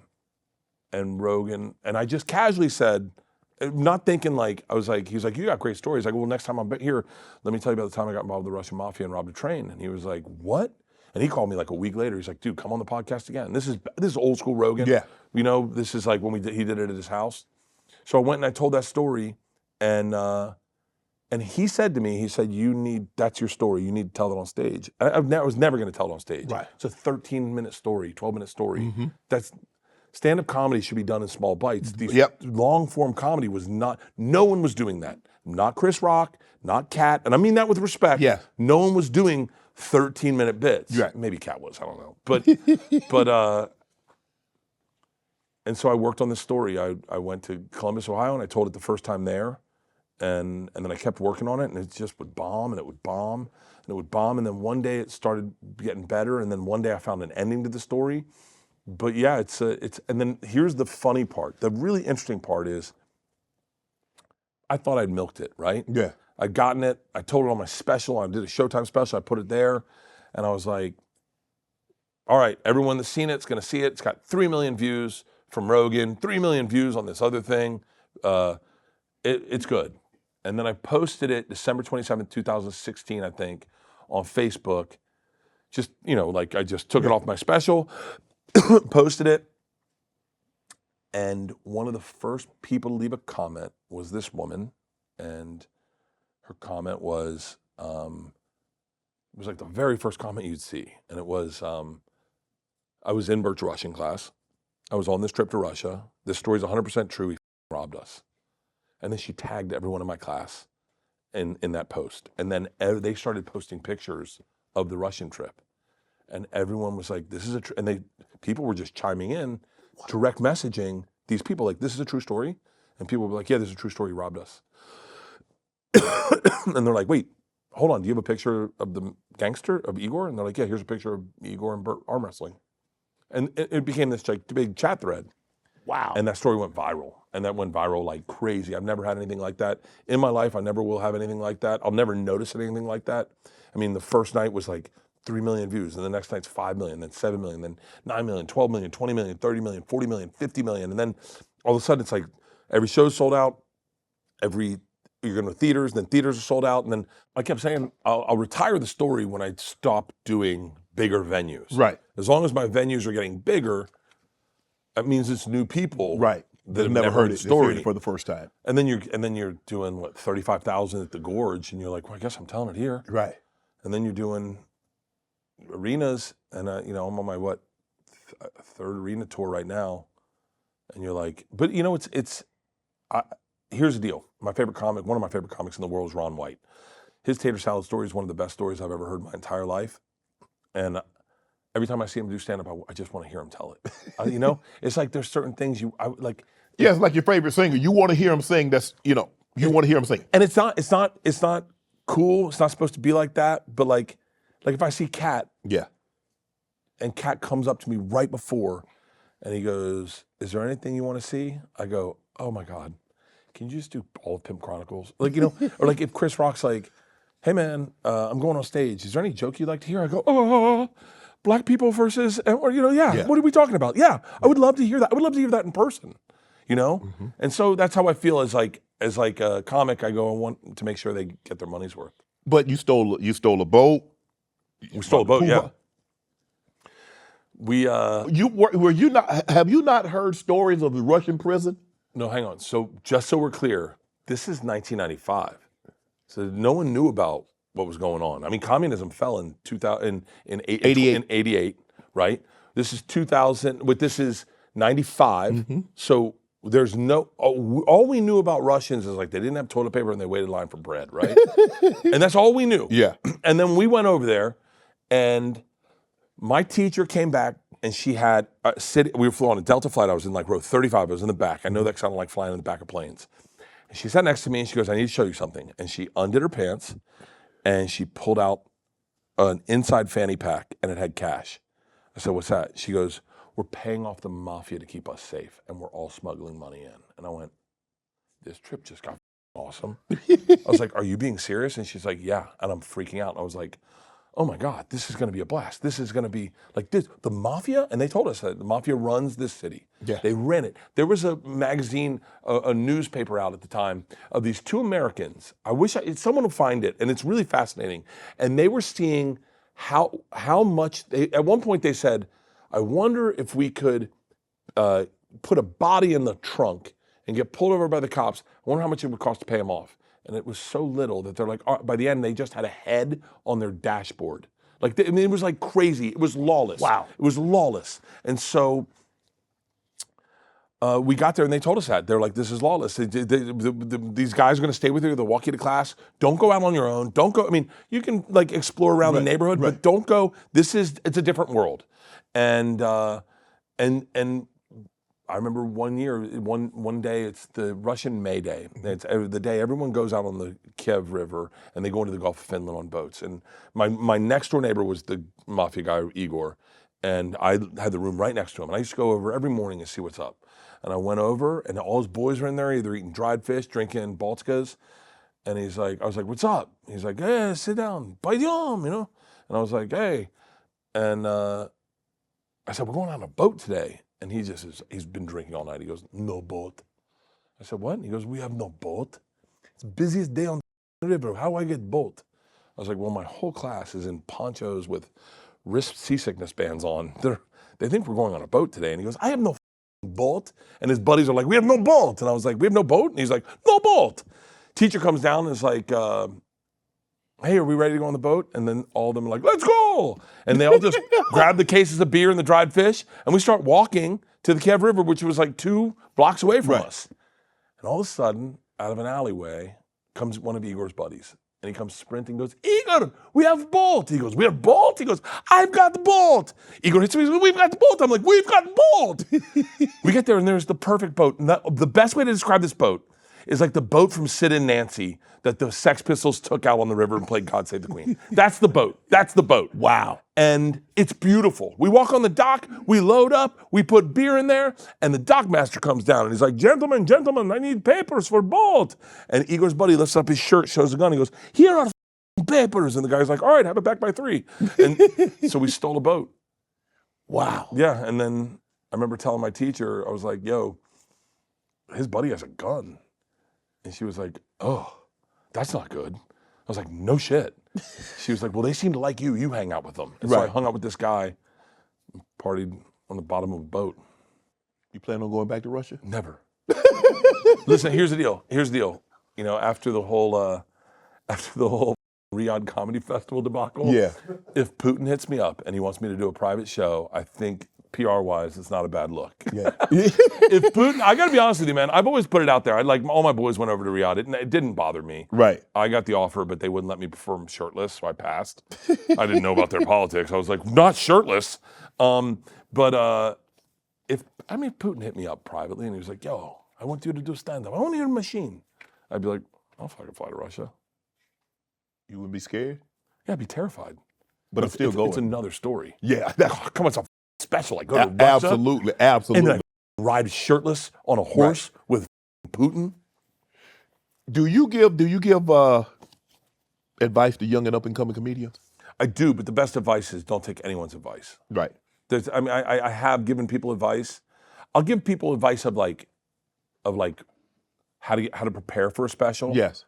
But you know, but you got to be pretty good to prepare for a special, because if you're an up and coming comedian, you're a couple of years away from a special. I told someone the advice the other day. They're like, "What advice would you give me?" I said, "Don't shoot a special." And they're like, "What do you mean?" I go, "Everyone's doing specials. There's too many specials." I go, just wait and get really, really good. But you know, my advice is from a 53-year-old comedian who started when there was no internet. Right. You know, so it's like, don't listen to me. I don't know what the hell I'm talking about. I mean, the best advice I ever got was from Rogan, and I didn't understand it. We were sitting in the back of the Comedy Store, and he goes, you need a Netflix special. And I was like, yeah. I go, how do I do that? And he just looks at me, he goes, be undeniable. I go, what's that mean? He goes, be undeniable. Write that down. Be undeniable. I was like, how the do I know? How do you, and like, I was like, what? So I wrote be undeniable on my joke book. And then one night I went on stage and I watched comics jockey to get away from, like they didn't want to follow me. And I went, oh, that's undeniable. And these were really good comics. Yeah. And they didn't want to follow me. And then all of a sudden, I got 2 kids at home, and I'm going on at 12:15, and I'm watching these guys without kids try to get in and out. Oh, I got a spot over the Laugh Factory. Can I get? And then they never left. Right. They just wanted to watch me, and I was like, oh, that's undeniable. You told a joke that that Kevin Hart got a little lucky. He said Chappelle went to Africa and Katt went to jail. Here's the deal. I believe in luck more than I do hard work. Yeah. There was a period when Kevin, who I love Kevin, we kept bragging about him being the hardest working comic in the world. And I very casually, I was like, well, just, I get that. I get that. It was when everyone was like, I wake up at 2 in the morning and I get in the gym by 2:30. And I was like, I want to hear about your luck. Because the luck it's just as important. And it kind of makes you a little more relatable sometimes. Correct. And I know Kevin is talented, but trust me, and I know it from an intimate level. I've seen him work, and I've got to tell you, to be able to share a movie like Jumanji with your kids and laugh hysterically, you know how talented that guy is. But I do want to hear about the luck. The luck is, and this is folklore, Katt was supposed to do Fool's Gold, and he packed a gun in his suitcase. Yeah. And he couldn't do it. Right. And they're like, look, we got a size 22 waist and a medium shirt waiting for someone. Do we have anyone small and black that can fit this role? That's what I heard. Right. So I want to hear that story. Right. Kevin, tell me that story, because that makes you relatable to me. Like then I go, oh, like I want to hear the story. So I've always led with those stories of like the luck. And sometimes, comics, big breaks are with luck. Like, and I don't want to whittle this down to that's all they are, but that's the truth. Is sometimes you need that thing. I'll break it down, okay? Bill Burr. I love Bill Burr. Yes. Love Bill Burr. Bill Burr had a viral video of him getting heckled in Philly that went crazy big on the internet. Now, it's luck. He went up. You ever seen this? It's, dare I say, and Bill would disagree, better than the Bernie Mac Def Jam. Wow. Bill Burr goes on stage at the Spectrum in Philly or whatever. And they had already heckled the guy in front of him. Wasn't a great crowd. They started heckling him. There's a list of comics going on. Bill's supposed to do 12 minutes. And he starts doing a joke, and it doesn't work. And they start booing him. And he goes, you know what? You, Philly. Your city sucks. And he starts making fun of them. And then he looks at the clock. He goes, no. You're not getting me out of here. I got 10 minutes left. I'm gonna spend 10 minutes destroying you people. You guys support Rocky? Joe Louis is from here. That's how racist you piece of shit. And he keeps looking at the clock and he goes, 8 minutes left. 8 minutes of me. And it's brilliant. It is masterful. Right. It is inspired of the moment. And it is shot on the shittiest camera in the world.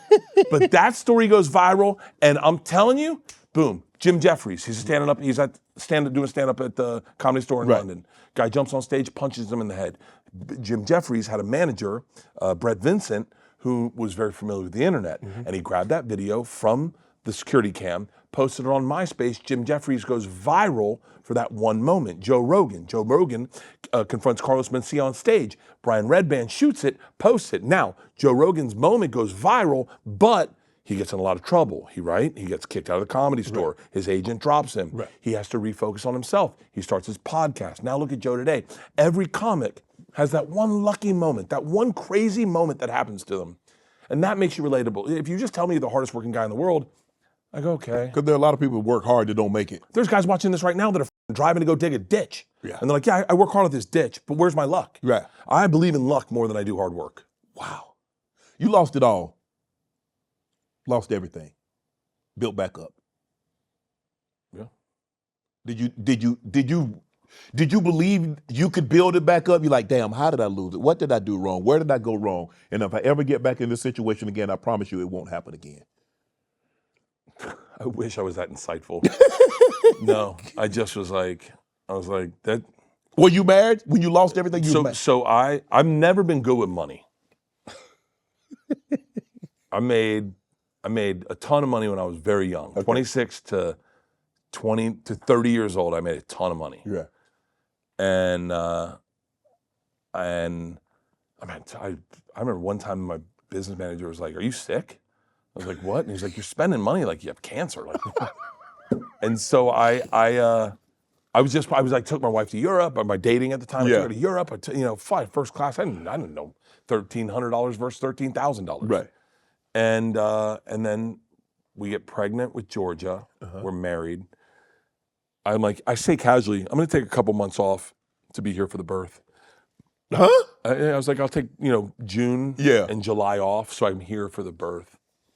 And my business manager calls me and he's like, "Yo, you owe $60,000 in taxes." I was like, "Cool."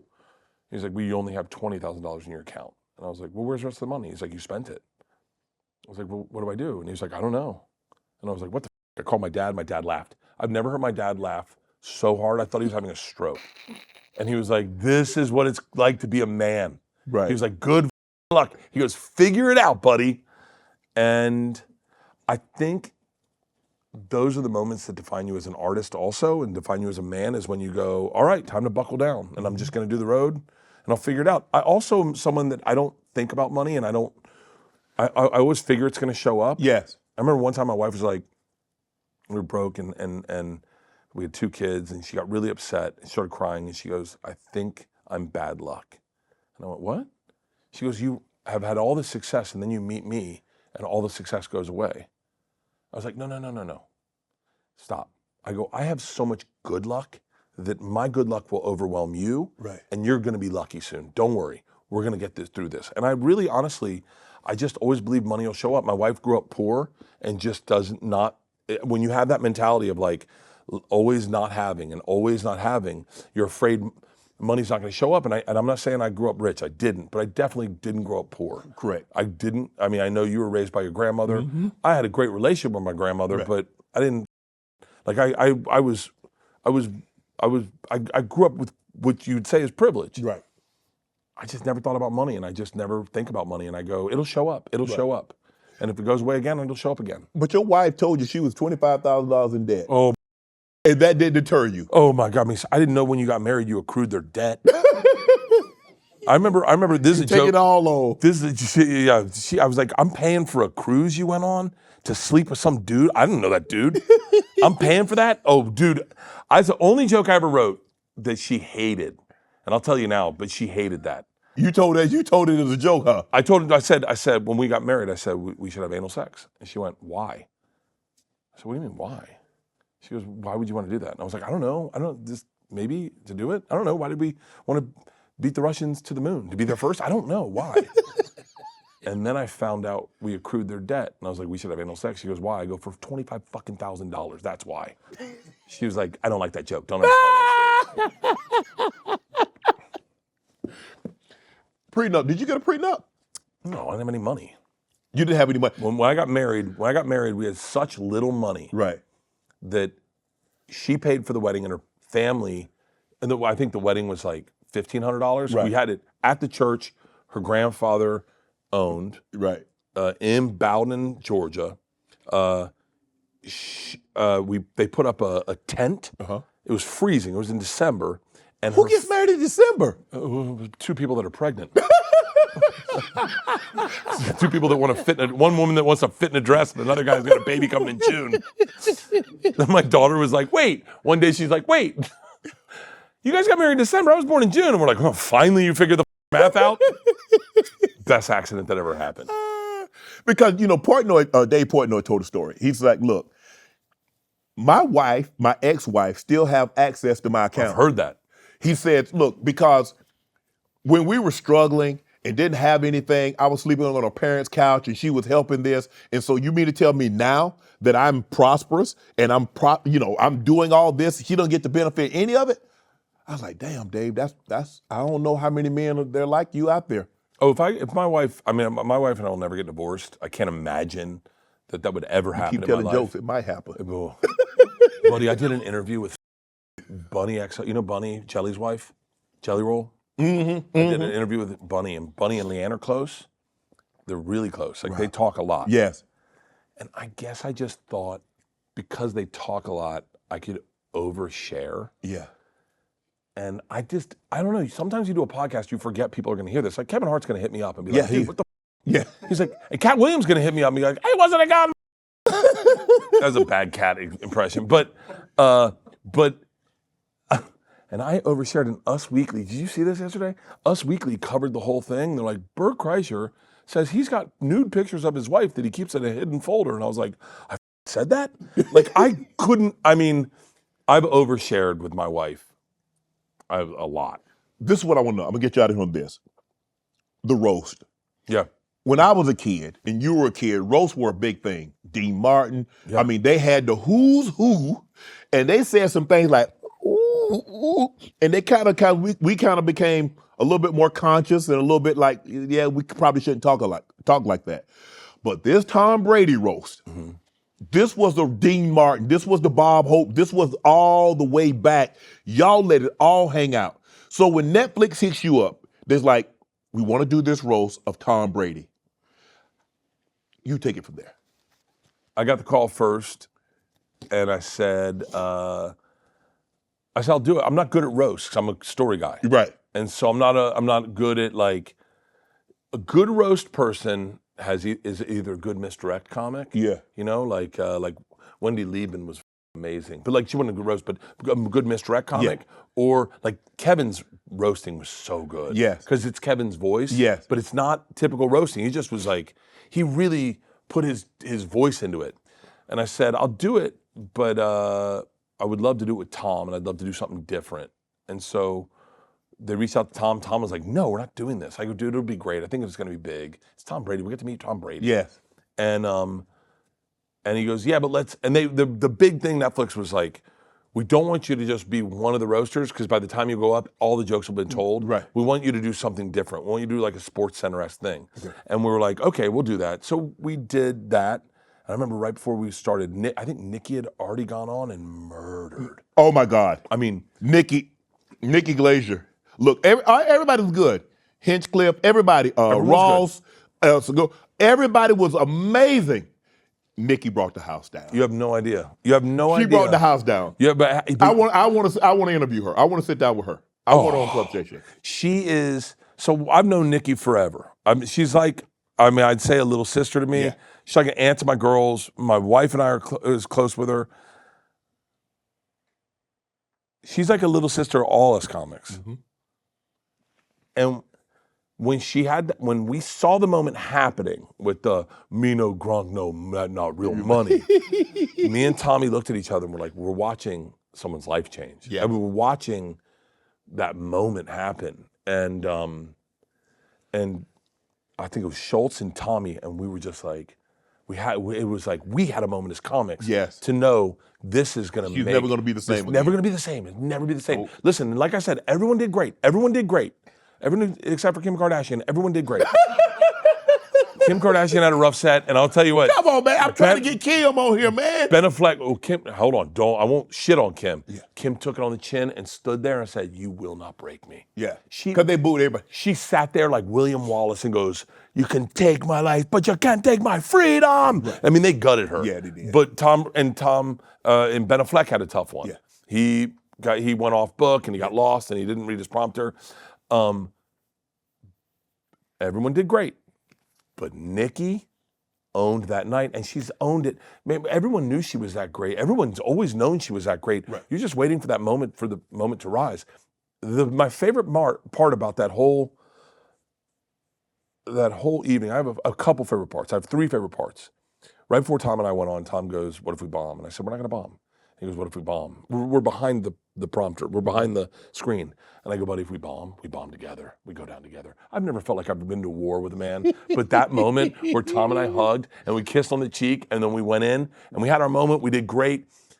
Second greatest moment. This night was so good. Yes, it was amazing. It was amazing. I get a knock on my door. It's me and Tom are sharing a dressing room. I get a knock on the door and we're like, and usually it doesn't happen. And the door opens, he goes, hey man, can I smoke in here? And it's Chappelle.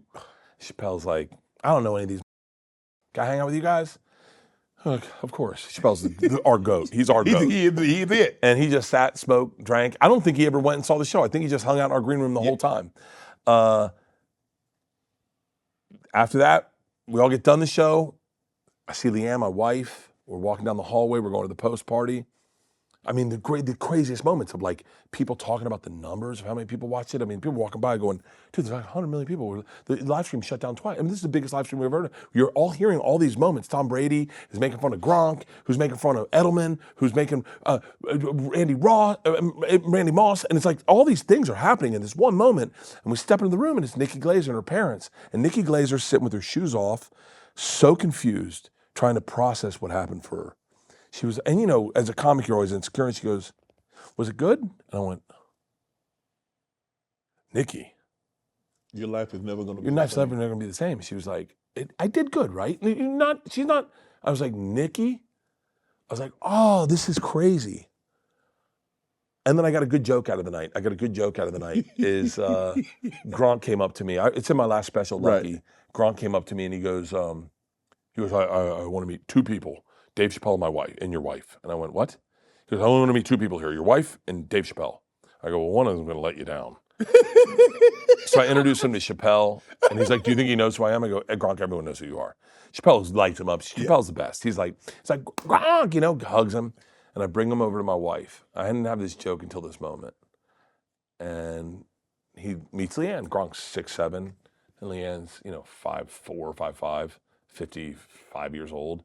And they're talking, and he looks at me and he goes, "You make fun of her for being old. She looks beautiful, Bert." And I went, "Gronk, you're 6'7". When she looks up, all her skin tightens."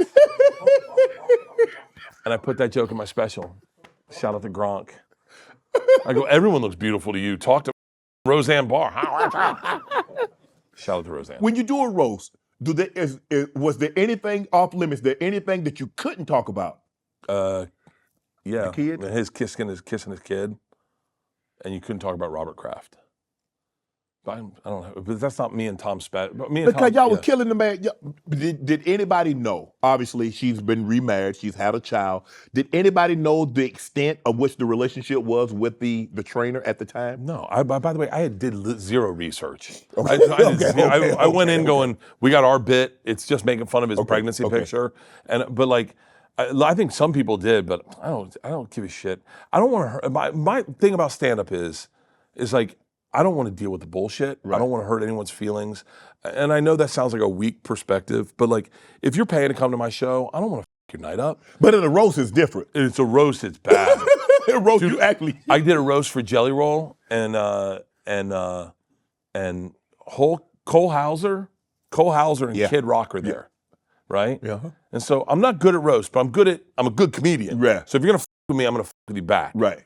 So Cole Hauser and Kid Rock, my wife's a huge Cole Hauser fan. So I bring him up and I go, "Baby, this is Cole Hauser. He's ripping Yellowstone." My wife's like, "Oh my God, oh my God, oh my God." And Cole Hauser's like, "Hey, he's old school Hollywood. His parents are the Warner Brothers. His grandfather was one of the Warner Brothers. And he's like a legend." Right. And he goes, "You gonna come after me tonight?" And I had no jokes about him. And I was like, "Yeah, no." No. And he was like, and Kid Rock's about, "What about me? You gonna come after me?" I had no Kid Rock jokes. I like these guys.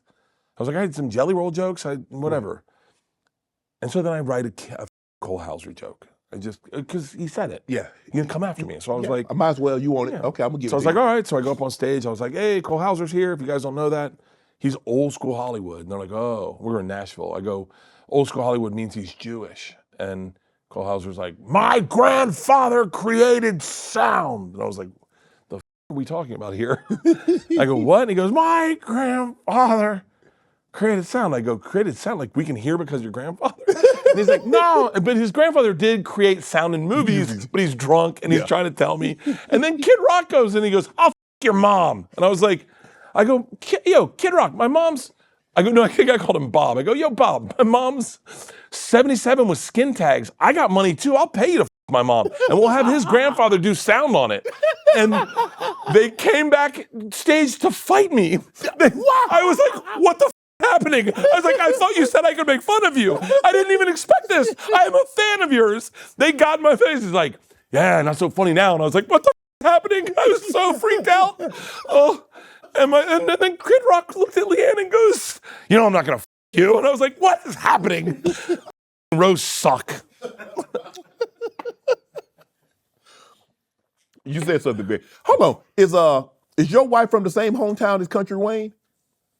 No, it can't be. Country. I know. I did an interview with Country Wayne. Where's your wife from? Where's he from? Carrollton or Bowden? No, he's from Swainsboro. No, she's from Bowden, small town, 1,200 people, just on the border of Alabama. Oh, yeah, okay. Like real small town. Real. Like on our wedding certificate, I swear to God, Carrollton, Georgia. First question, name. Second question, occupation. Third question, are you blood relatives? Damn. And I said, what do I put for number 3? And the lady goes, well, is you? I go, I don't think we is. She goes, well, then put down that you ain't. I go, I'm definitely not writing ain't because I think that means we is. That's a true, I wrote that joke in the moment. Is there a joke that you won't tell on stage? Or because you said, you just told, I mean, we were talking about it, you was like, I don't go deliberately try to tell jokes that's gonna offend or upset someone. So is there a joke that you won't tell? Because, you know, when Pryor was coming up and when those guys, Louis C.K. and all those guys, Carlin, they told jokes and it was jokes. Now you gotta be real conscious. You can't make, you know, somebody has a disability or, you know, you can't, there are certain jokes that you can't tell now. I have one, no, I mean, I think, you know, there's jokes I haven't figured out. Okay. I'll say that. I try, I know language has gotten pretty loose again. Yes. And I don't mind that, but I kind of enjoyed when we had to figure it out. Yeah. Like I liked the struggle. Mm-hmm. It's like, listen, if you have a disabled child, Yeah. It's not my place to bring that up again if you're at my show. Right. And I look, I've said retard and I've said all the horrible words you're supposed to say. The fun thing for me is trying to figure a way around it. Right. And try to figure out how to get you to laugh. How to get you to laugh when you didn't want to, Mm-hmm. maybe. I don't know if there's a joke. I had a joke where the punchline was the N word, and it's so good. It's so good. I can't tell it.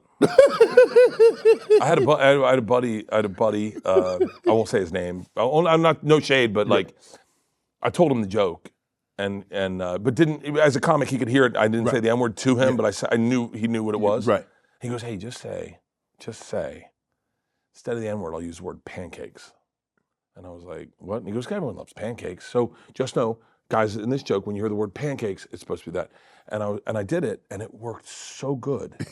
And my cousin Andrew came up to me after that and was like, if you ever do that again, I'll stop working for you and I'll never talk to you again. And I was like, what? He goes, you just gave everyone a way to say the N word. They can just say pancakes now. And I was like, what the f-? And this dude who'd seen it came up and he's like, buddy, I was sitting next to a couple pancakes and they were laughing hysterically. And I was like, oh, f- me.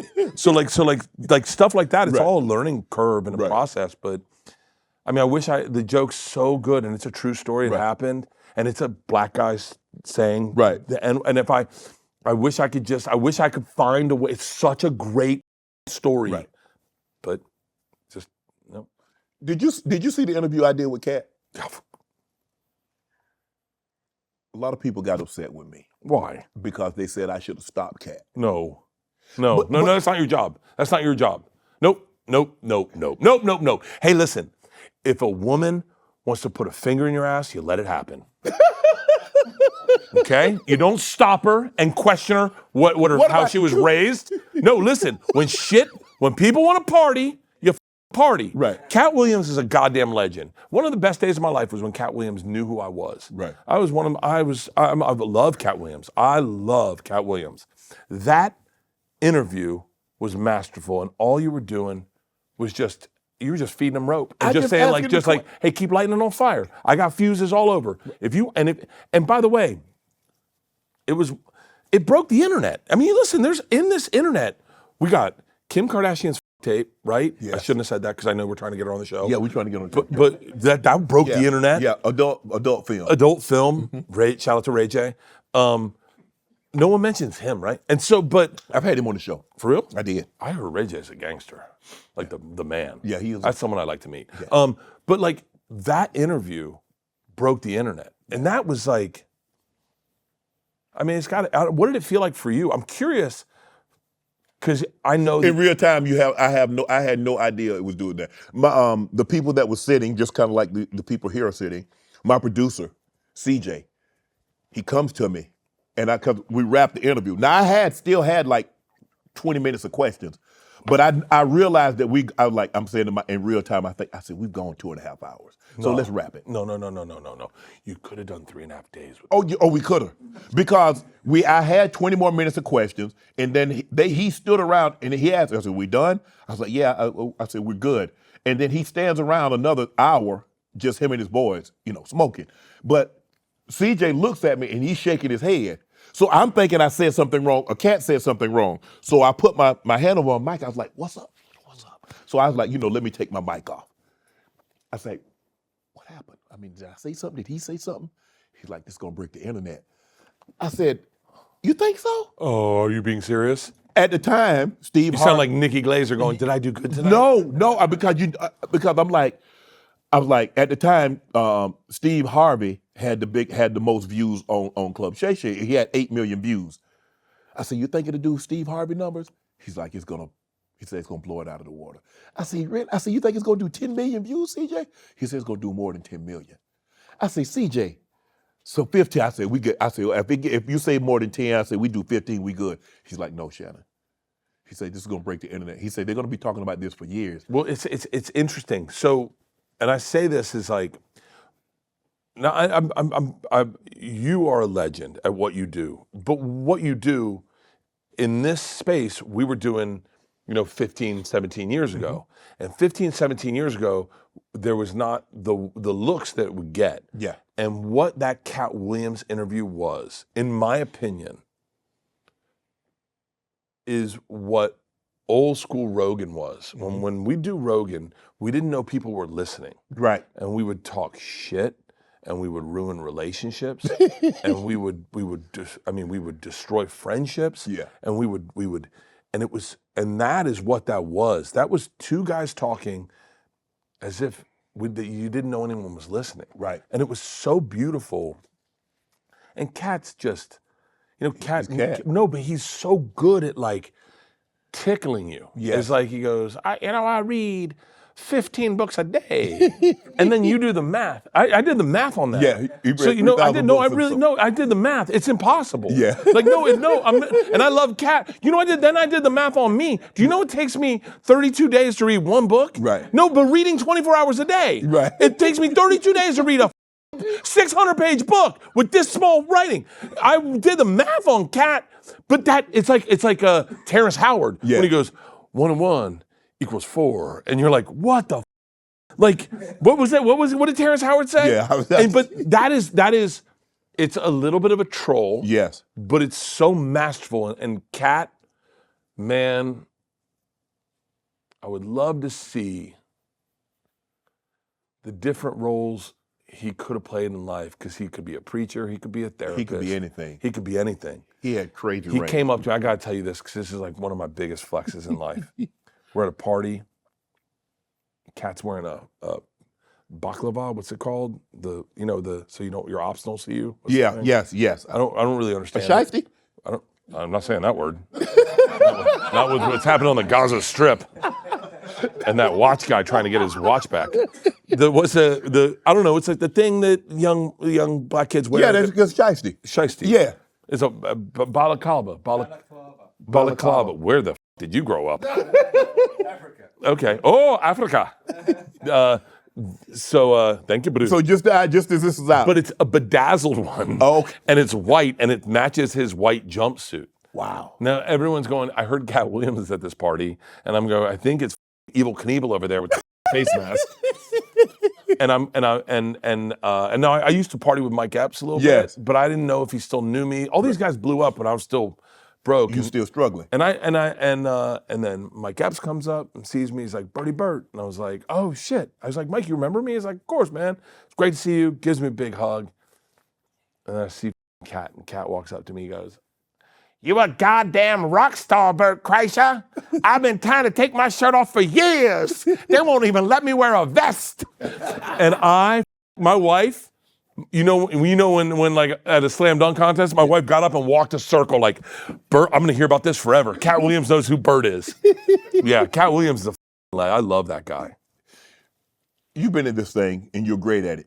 35,000 seat arenas, stadiums and arenas. Is there anybody, you hear a lot of guys like, I don't want to follow that guy. I don't want to follow that guy. I mean, people used to say all the time, man, you ain't trying to follow Bernie Mac. That ain't what you're trying to do. Obviously, you're never going to be able to follow Chappelle because Chappelle's going to end the show, so you're not following him. Yeah. You're not following Rock. No. So is there people like, I sure hope I'm in front of him.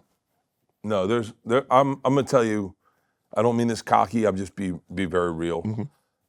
I have a magic trick apart with mine. Okay. When I take my shirt off, it's a little bit of it's a reset, Okay. right? So once I take my shirt off, everyone forgets about what happened before me, Right. and it's mine now. Right. And I will say that there's not one person alive that I would follow all of them, but there's one person dead who I would to this day and never in my life ever want to follow, and that's Ralphie May. Ralphie May was unfollowable. I mean, and I'm saying as good as I ever was, and no slight on everyone. Yeah. Obviously, everyone's really talented. Yeah. Ralphie May, no one could follow him. If he didn't want you to follow him, you would not follow him. I'd watch him. I remember he did a bit. I was like, we were doing a show together, and he's like, Bert Kreischer, you want to go up first or second? I was like, I'll go last. He goes, I don't know if you want that, Bert Kreischer. I got to put a hurt on you. I was like, Ralphie, I'm doing theaters now. And he's like, all right, okay. And he does a pretty good set. And then he looks at me, he goes, all right, I'm about to bring the next comic up, but real quick, I want to talk about big ladies. You don't want no big, you want a medium. You don't want no making your look like a horse reaching for a sugar cube. And I watched him, and the beauty of Ralphie May is that he would take one premise and just blank it out. He would take one premise. You don't want no big making you can't ride a bike. You don't want. He would take the same premise and give you 20 punchlines. Yeah. And no one does that. No one does that the way Ralphie did that. It was a little bit of old school. And God damn it, you could not reset a room after Ralphie May. I remember one time he went off stage and I was supposed to follow him. Yeah. And he goes he gets off stage, he goes, hold it, they gonna want me back. I'm going back. And he walked back on stage. And the second he went, they went crazy. Ralphie May, the thing that kills me about death is people forget about you. Mm-hmm. And no one wants to be forgotten about.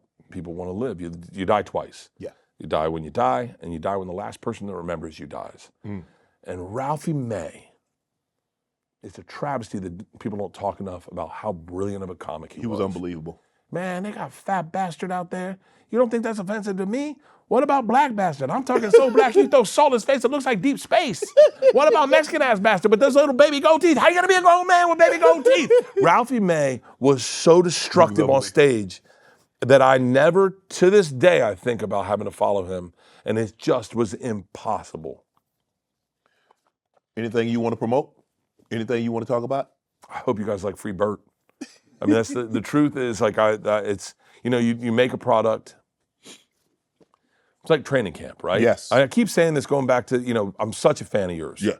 I'm such a fan of yours. I love John Elway. Yeah. That interview was great. And you in that documentary was, I watched the Elway thing. You gotta understand. You don't understand. You don't understand. You define a moment in my life. This is what sports does and art does for people. But those Sundays in Florida at like probably 6 p.m., 5 p.m., where it starts getting a little colder out at night, and you guys were out on the field, and it was 2 minutes. And how many times did you have those moments where it was always 2 minutes? Yep. And you go on the 5-yard line, and you guys would drive. And then, when Goose was a good friend of mine. Okay. Goose was the best.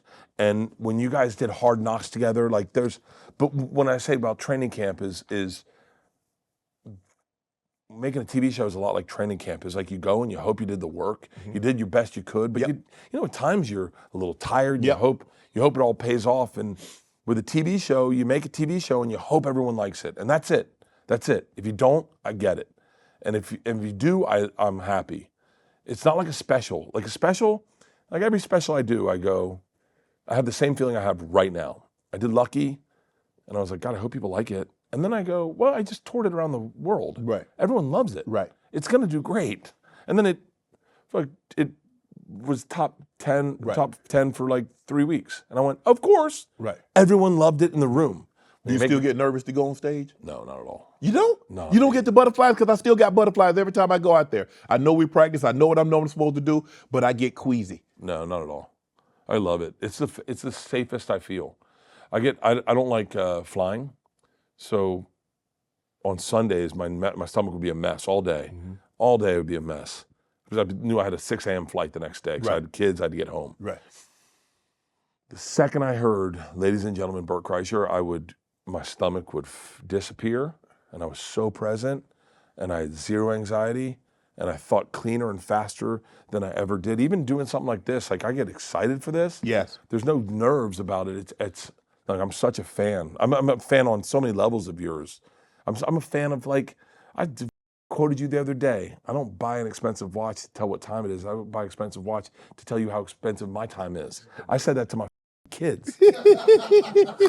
I told him I came up with it. Well, now you my plug to get Tony Hinchcliffe and Nikki Glaser on the show. You want Tony on? Yeah. That's easy. Yeah. That's light work. You want Nikki on? Yes. We'll FaceTime her right now. Give me my phone. Nikki is the best.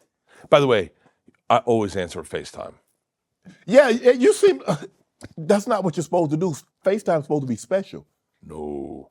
FaceTime is, yo, are we friends? You know, you know what? The only time people I FaceTime, I've never FaceTime my sister. I've never FaceTime my brother. I've never FaceTime my mom. Only the kids. Oh, for real? Yeah. And I don't have my readers on. Nikki Glaser, FaceTime. By the way, Nikki doesn't seem like a face. Oh, this is what my hair looked like the whole time? I hope this is her number and not her email. Oh, yeah, this is her. Hold on. FaceTime. And Nikki Glaser. Or was just send her if FaceTime doesn't work, you send him a video message, a video message, audio message. Always works. I look good like this. This is what I look like if you suck my. Oh, I don't want Nikki to go. All right, she didn't answer. She must be getting an operation. No, Nikki would be great for this. She's awesome. She's an open book, and she's so quick. Yeah. And she is just, and Tony, other than the fact that I don't think he's ever watched a football game, he's probably looking at the cheerleaders a little bit, but. Got to get my cachet up with it. Wait, what comics have you had Tommy on? No, I've had. What white guys have you had on? And don't count Gary Owen. Okay, Andrew Schultz. That's it? That's it.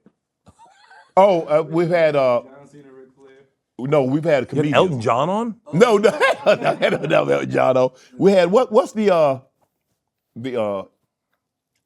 What's the Hispanic comedian we had on? Ralph Barbosa. Barbosa. Yep. Ralph Barbosa, the hardest he's ever made my wife laugh. Yeah. The hardest I've ever seen my wife laugh. We were on tour. Ralph was on our bus. Yeah. He ate mushrooms, and he started explaining episodes, scene by scene of Family Guy to my wife, from memory. And my wife didn't know she thought these were moments in his life. And she was laughing hysterically, and he was like, and then the black guy comes into and the Asian guy's like, you shop long time. And my wife's like, what the And then she got in the bed and she goes, who is this guy? And I go, he's on mushrooms. She goes, what? I thought she was telling me his life story. I go, that's an episode of Family Guy. Ralph Barbosa is brilliant. I love him. Yeah. So what's your night look like tonight? What's the rest of your day look like? You seem like a work 24-hour guy. I am. Well, I'm going to go back home. We got a turn and burn today. Yeah. You flying home? Yeah. You work out this morning? No. No? No, because I had to be at the airport at like 8 o'clock, so I got up. And so I won't work out today, but I'll work out tomorrow. We're off tomorrow, so easy. But then we got to work Thursday, Friday, Saturday, Sunday. Monday, we fly Sunday, work Sunday night, work Sunday, work Monday. Does it give you calmness working It does. like that? It doesn't it? It does. You know, like Kevin used to talk about how hard he is working, and I think it's the demons inside. Yes. Is you go, it shuts down the conversation. Is if I have a day off, I'm sitting there going, like my wife was gone for 2 days. Yeah. And I was home by myself. That's when I got in those Oculus goggles. Yeah. And all of a sudden I'm in like a sevensome, and I'm like, Jesus Christ, like what am I doing? And then you go to a beach and you're like, and I sat quiet for 2 days. She came home today and I was like touching her and talking to her and going like, I need people. Yeah. But yeah, I think workaholism is akin to like just shutting down the conversation. Yeah. And I think that's why. But I think the thing is also, it's for kind of you like when you, well, I didn't grow up like you, obviously I grew up in a little different situation. It's like not having and not having again.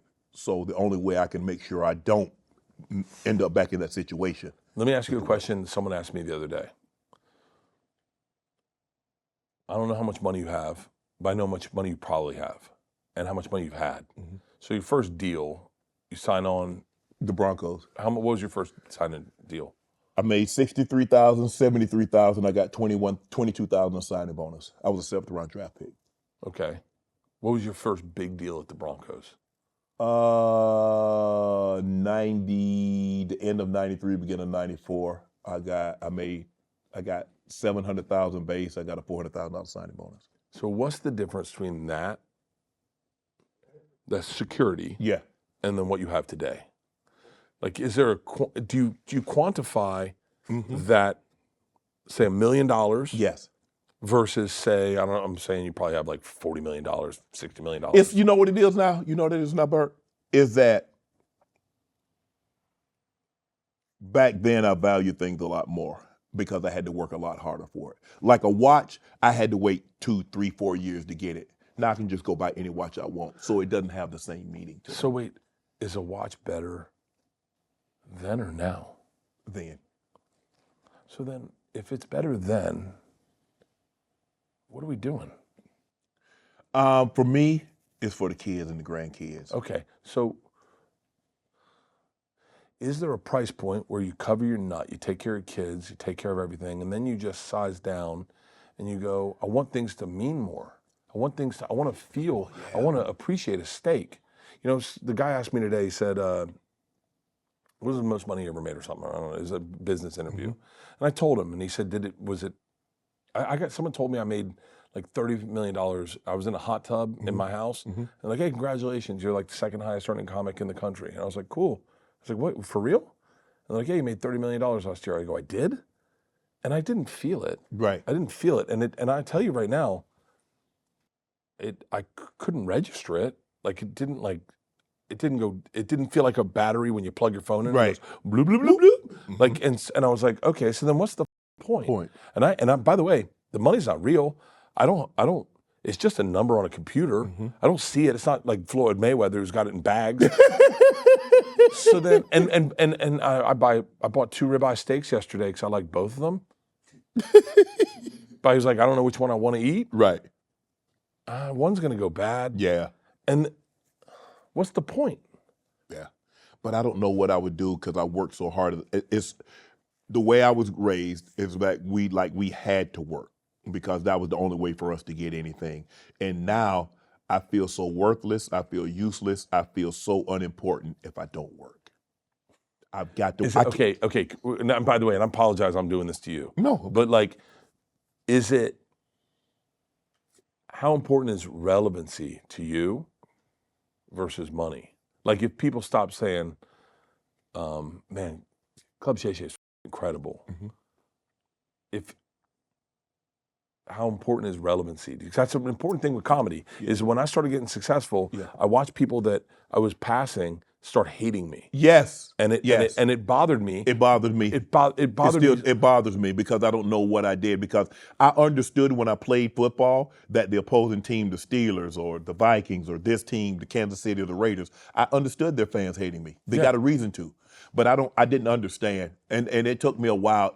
I'm just not coming to the realization that your success pissed some people off. Yeah, and then all of a sudden you go, I was rooting for you the whole time. Yeah. And then now you're not rooting for me. My takeaway from that is like, I have a lot of guys, and I named a bunch of them in this, who I worked with. Yeah. Who at one point I was the dog. Right. And now they're the dogs. Right. Like Shane Gillis is the man. He is. He is the man. He is. Now, what kind of a would I be if I couldn't enjoy his success? Right. If I had to look at it and sit on my couch and go, ugh. Yeah. I liked him when he was poor. Right. Why wouldn't I like him when he's rich? And that's the thing that kills me. People doesn't enjoy, because I don't look at it like, if someone's successful, I'm happy for their success. I'm not envious of their success. I'm like, okay, maybe I need to work harder, but I don't like, oh, he don't deserve that, or he didn't earn that, or why does he get that and I don't?